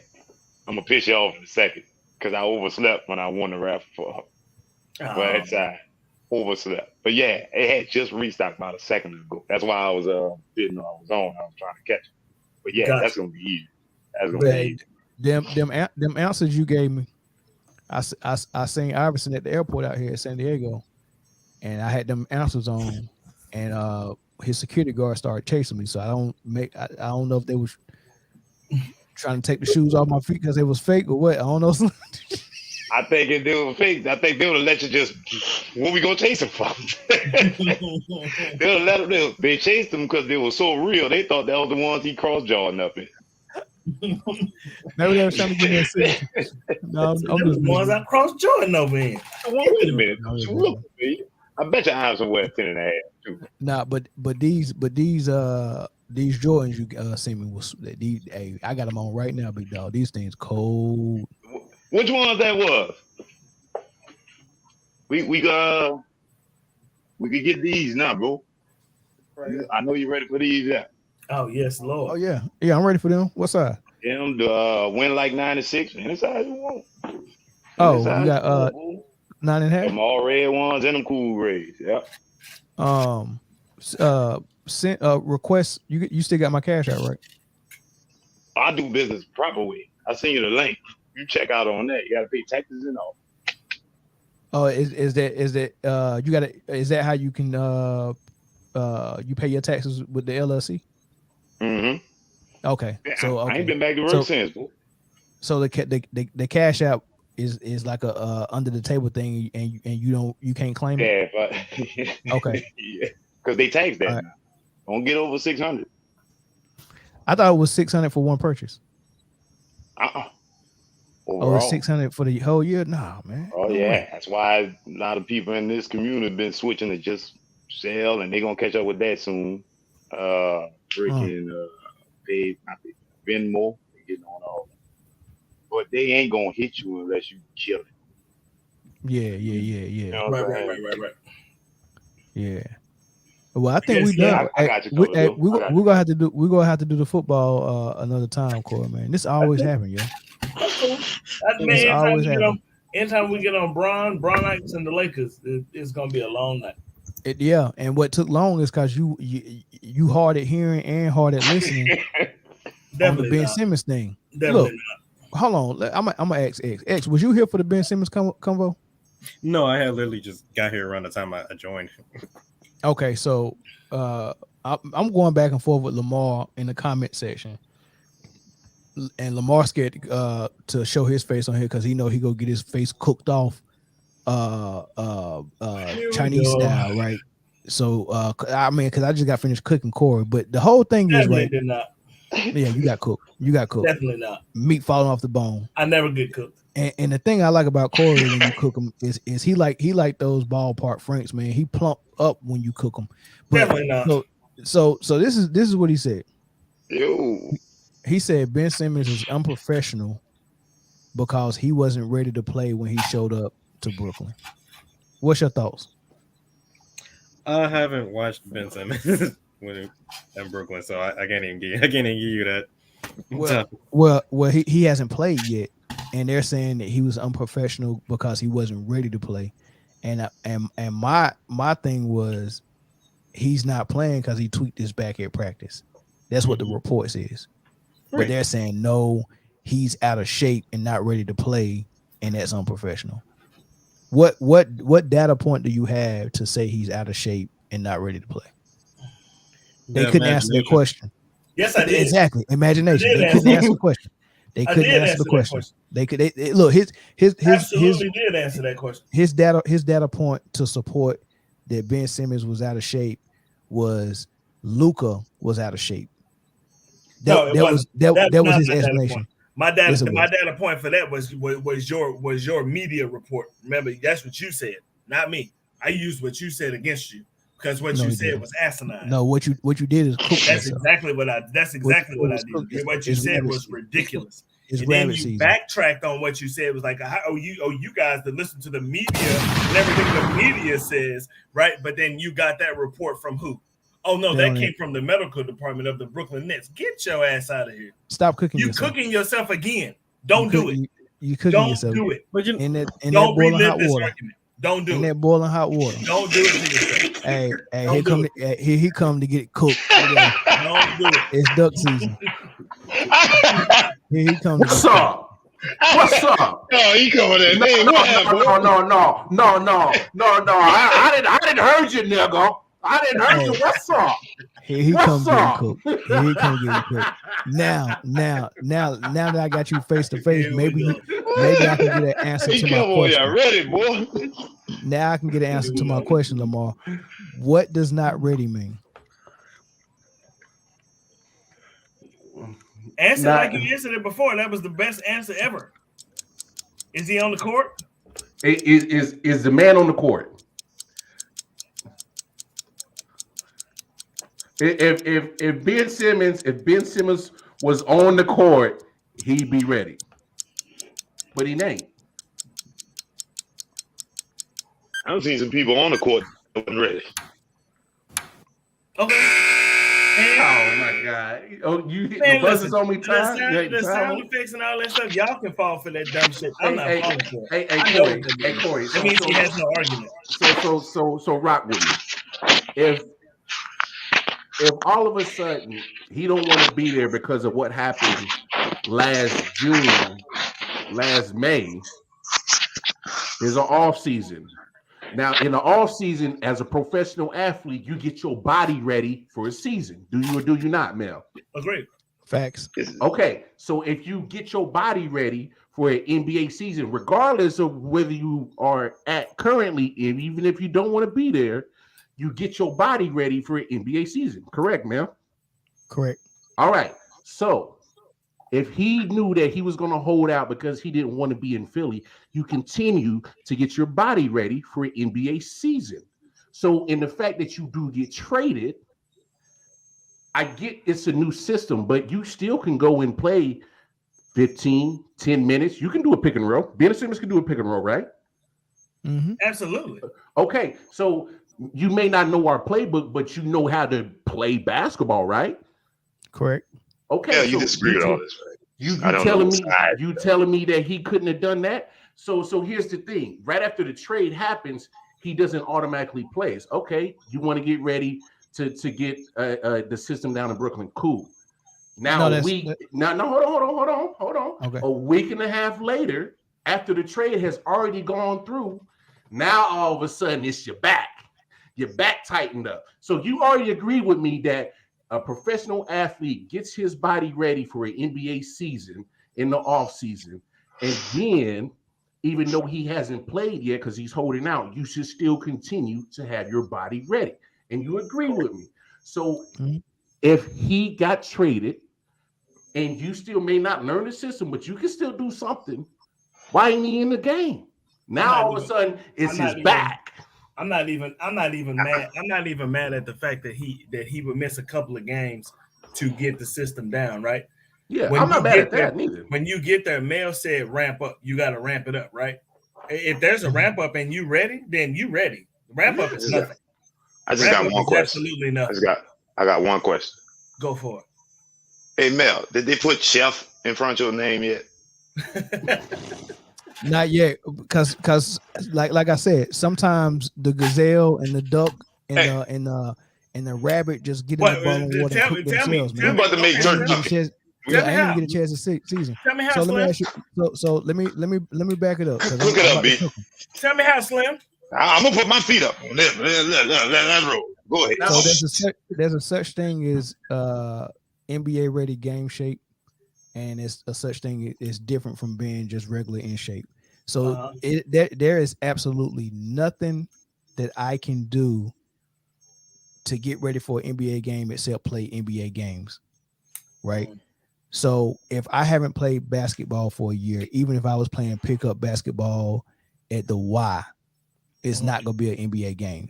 Tell me where it is that Ben Simmons can go to get the type of basketball that's close to the NBA. Easy answer. The YMCA. Tell me why. You said the YMCA? Why would I do that? Why would I do that? Why would I do that? Simple answer, Slim. Don't you just go to the YMCA because there's no answer. defense and all 3-point shooting. You do that at the YMCA. This is a I'm simple not doing answer. that. It is a simple answer, Slim. This is simple. Kick your feet back up. Cross them back again. Pick them up. Easy answer. Simple. I am an NBA player, and I know what it takes for my body to be ready to go into an NBA game. I don't have to be playing the games. I know what it takes to get my body ready. He did not do that. How you know?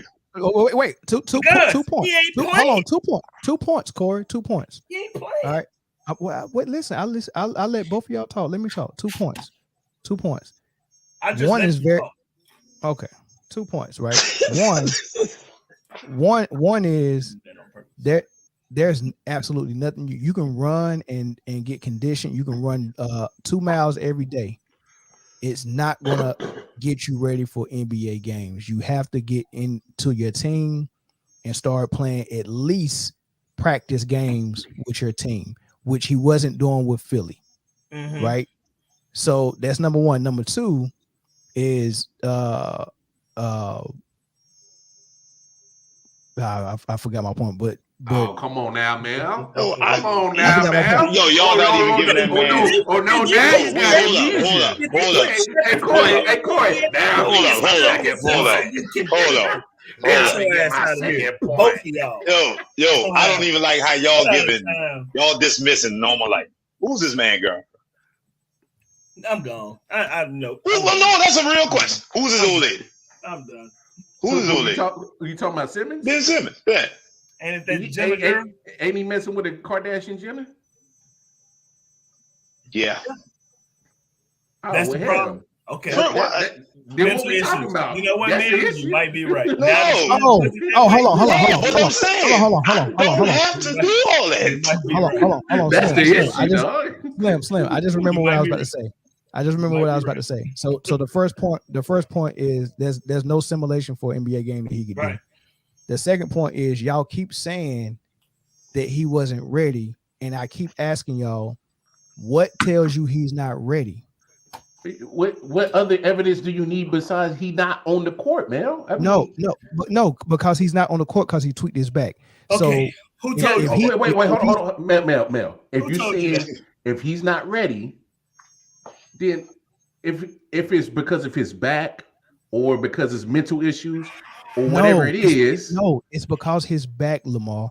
He's not on the court because of his back. So where are y'all getting the information that he's not ready? He showed up not ready. But Mel, why do I need to be ready right now? No, you have to answer that question, Lamar. Where are you getting the information that he showed up to Brooklyn not ready? Because he's not on the court. No, he's not on the court because he tweaked his back. That's Who told you that? Where are you getting the information that he's not ready? Or where are you getting the information that he showed up to Brooklyn not ready? He's not ready because hold on. Here's the boiling hot water. No, he's not cooking nothing. No, Mel, you are absolutely not cooking nothing. No, hold on. Get in. It's because you're taking something so simple and you can't answer the question. Blow it up and make it so Lamar, damn. We can't. Lamar, we cannot move from point A to point B until you answer that question. What information told you he showed up to Brooklyn not ready? You're giving us a reason why he's not take ready. Your feet down. Kick your feet back. You're pretty much saying the same thing.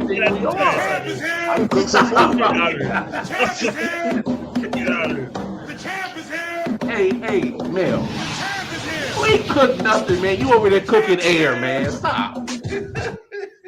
Man, y'all so easy. Y'all was so easy. I went and get sushi. I went and get sushi. You can't answer the question. Answer the question. Look, Lamar, during your breakdown, you asked me 5 questions. I answered all 5 of them. You did. Just give me at least the courtesy. Just give me he asked me 5 questions. Am I right or wrong, Lamar? Did you ask me questions during your whole speech? And you agreed to them. So I say I agree. I agreed to them. So now I'm asking you one question.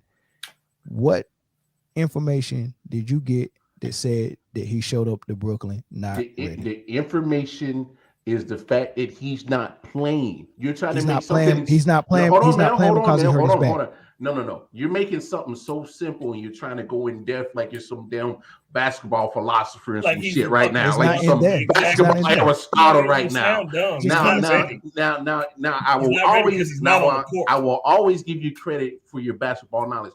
But if you're saying he's not ready and I'm saying he's not ready, I'm not saying I didn't say he wasn't ready. I said wait, hold on. But is he on the court though? So he's ready? No, so he's ready. He's back. No. So is he ready then? He's injured.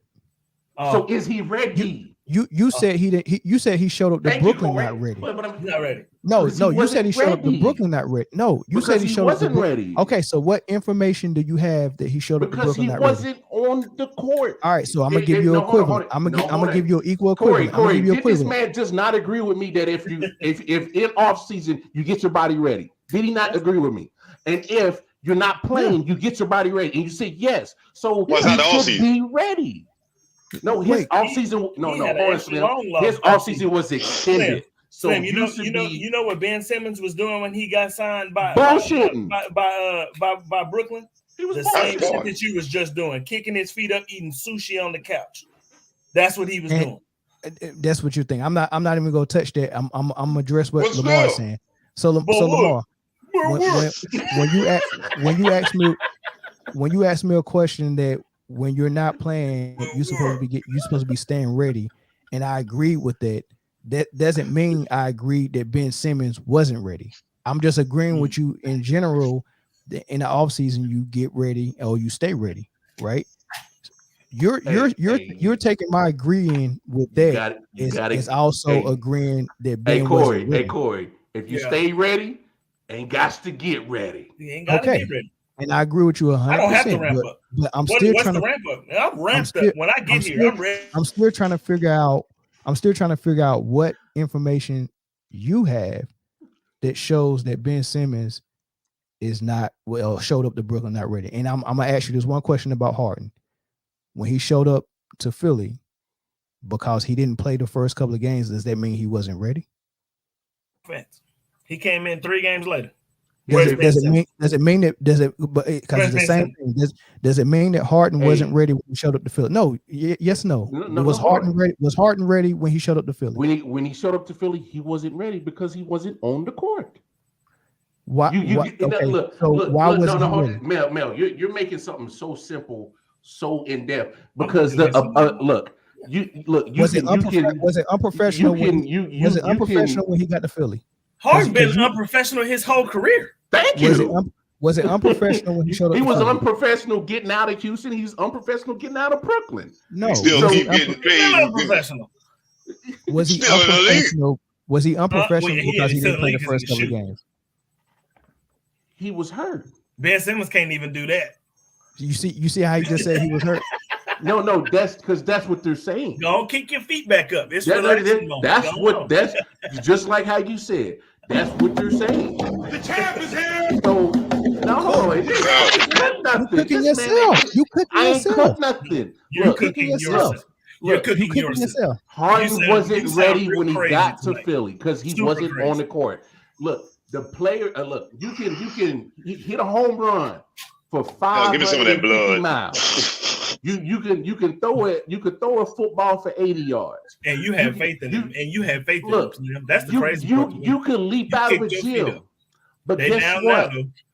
All those attributes don't mean a damn thing if you're not available. A number one attribute of a player is availability. And if you're not available, it don't matter what your skills can do because I can't use them because you're not on the field. You're not on the court. You're not on the ice. Availability always comes number one. If you're not available, what are you good for me for? Play that music again. Play that champion. The champ is here. The champ is here. You know what you said, or you just stated a bunch of truth. You just stated a bunch of facts, but it doesn't connect or support what your theory is that she showed up to Brooklyn out of shape or not ready. He's not ready.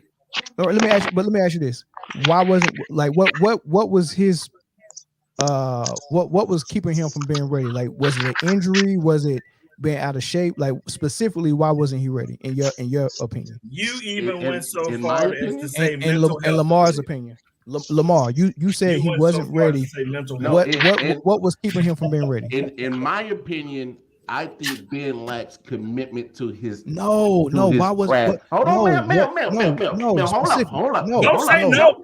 No, you have to answer questions. No, you got to answer questions. You got to answer questions. Are you gonna let me answer it? Goddamn! No, don't. You can't never answer him because as soon as you say something, he interrupts you to try to show you that you're wrong. No, because I don't want to. Hold on. All right, well, I'm gonna try one more time, Lamar. No. I'm gonna try one more time. Listen to the question. You asked me a question, and I was trying to answer it, and before I even got 5 seconds into it, you shut me down. He's not gonna let you. Listen to the question.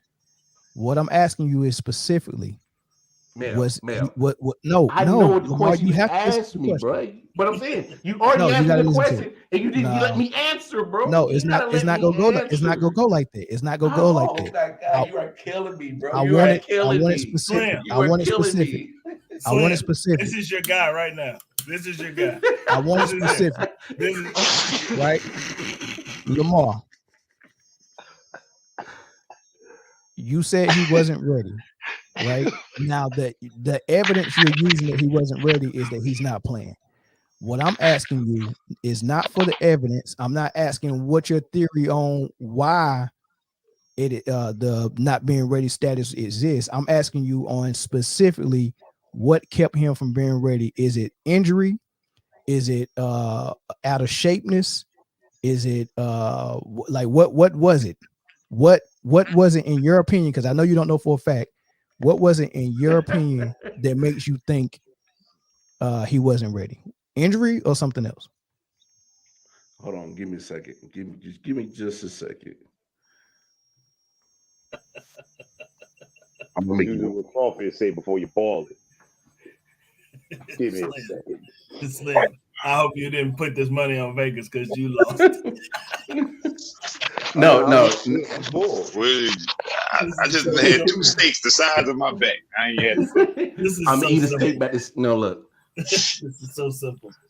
So, to answer your question, in my opinion, If you take the long way and you don't answer the question specifically, Oh my I'm gonna cut the mic off. I'm just telling you. You have to Oh my answer it. God. Was he injured, Lamar, or was it something else? hey, Mel, are you gonna let me answer the damn question? He's not. No, not that way. He's Was he not. No. injured, Now or was it something hold on, else? Mel. No. He's not. You can't have me answer the question your way.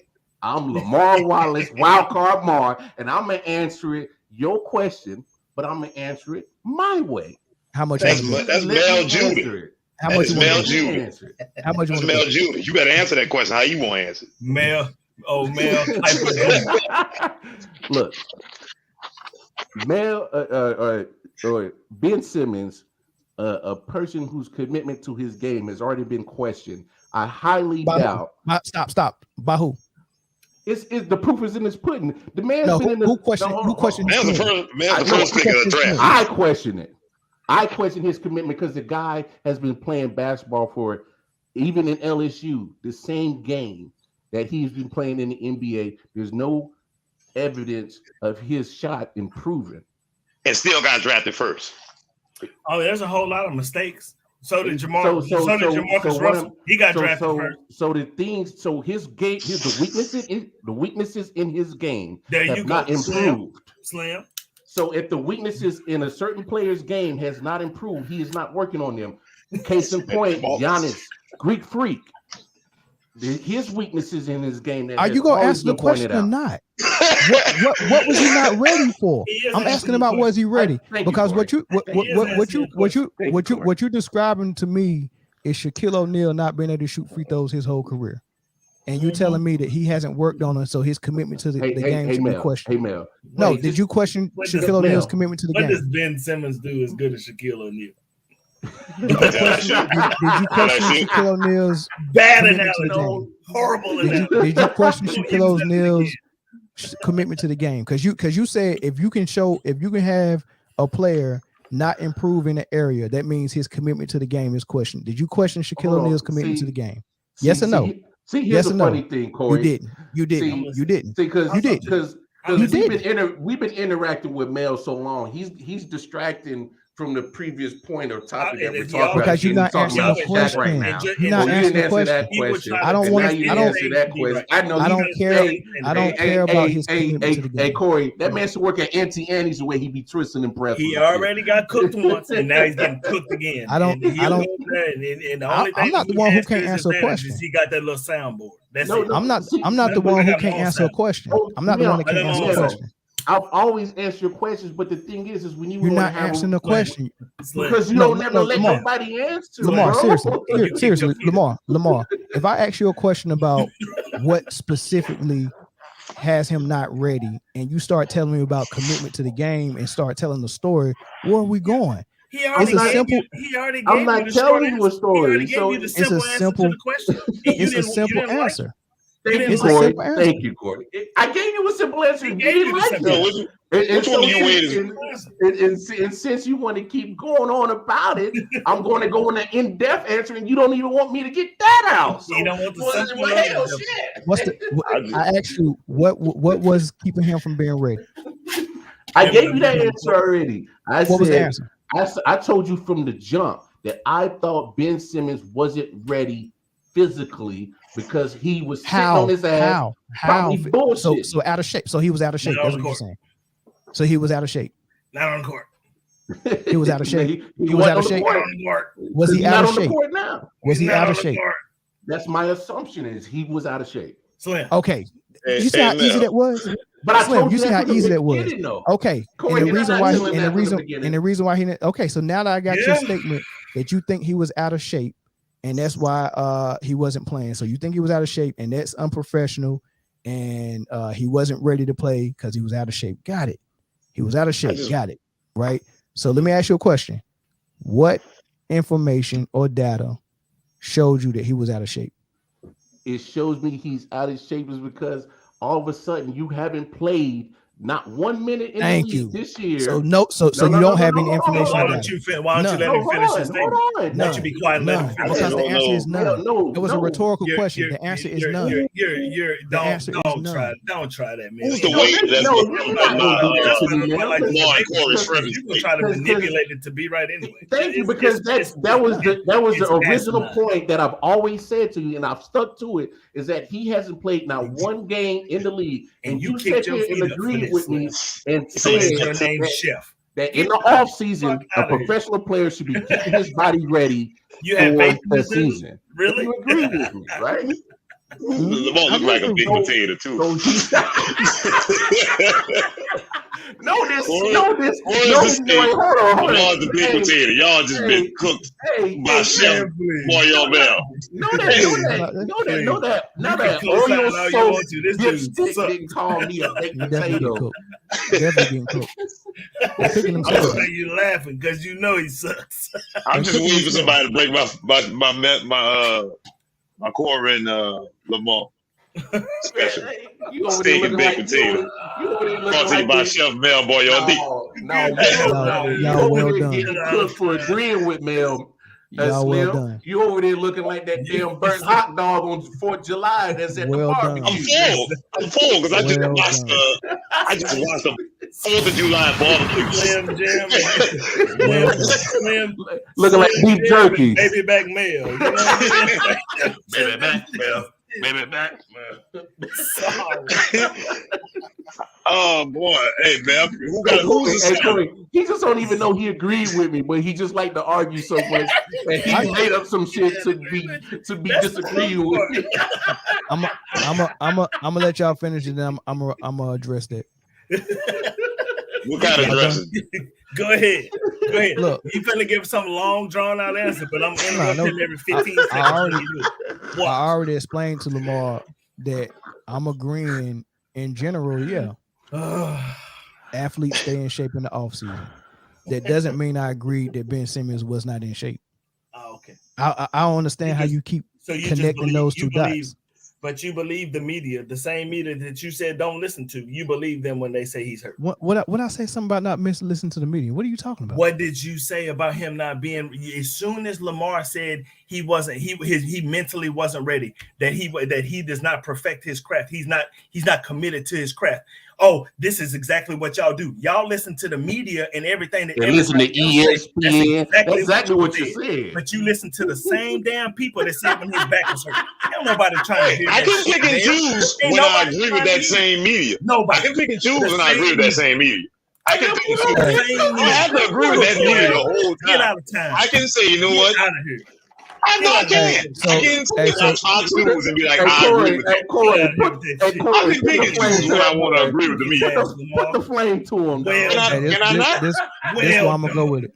This is why I'm gonna go with it. First of all, that is not what I said. First of all, that's not what I said. I ain't gonna lie, Bill. You said that shit. No. Wait. I said that, but I didn't say it in response to what Lamar what they said. Right, they're mixing what I said and connecting it to something else. Lamar, when you asked me, what is it that you asked me, and my response was, when you said something about him not being committed to his craft, I said, what did you hear that at? Like, who said? Because you said they're saying he's not committed to his craft. I said, who said that? And then your answer. No, wait, Lamar. Wait. And your answer was you said it. So Corey, wait. Uninvestment of his weaknesses. Right. So you just co-signed Corey saying that my response to you saying he wasn't committed to his craft was, you can't listen to ESPN. Can I get you on record saying that that's not what my response was? You said the media. When I said something about ESPN, that was 2 hours ago in response to something else. No, when you said he was on Fox now, baby.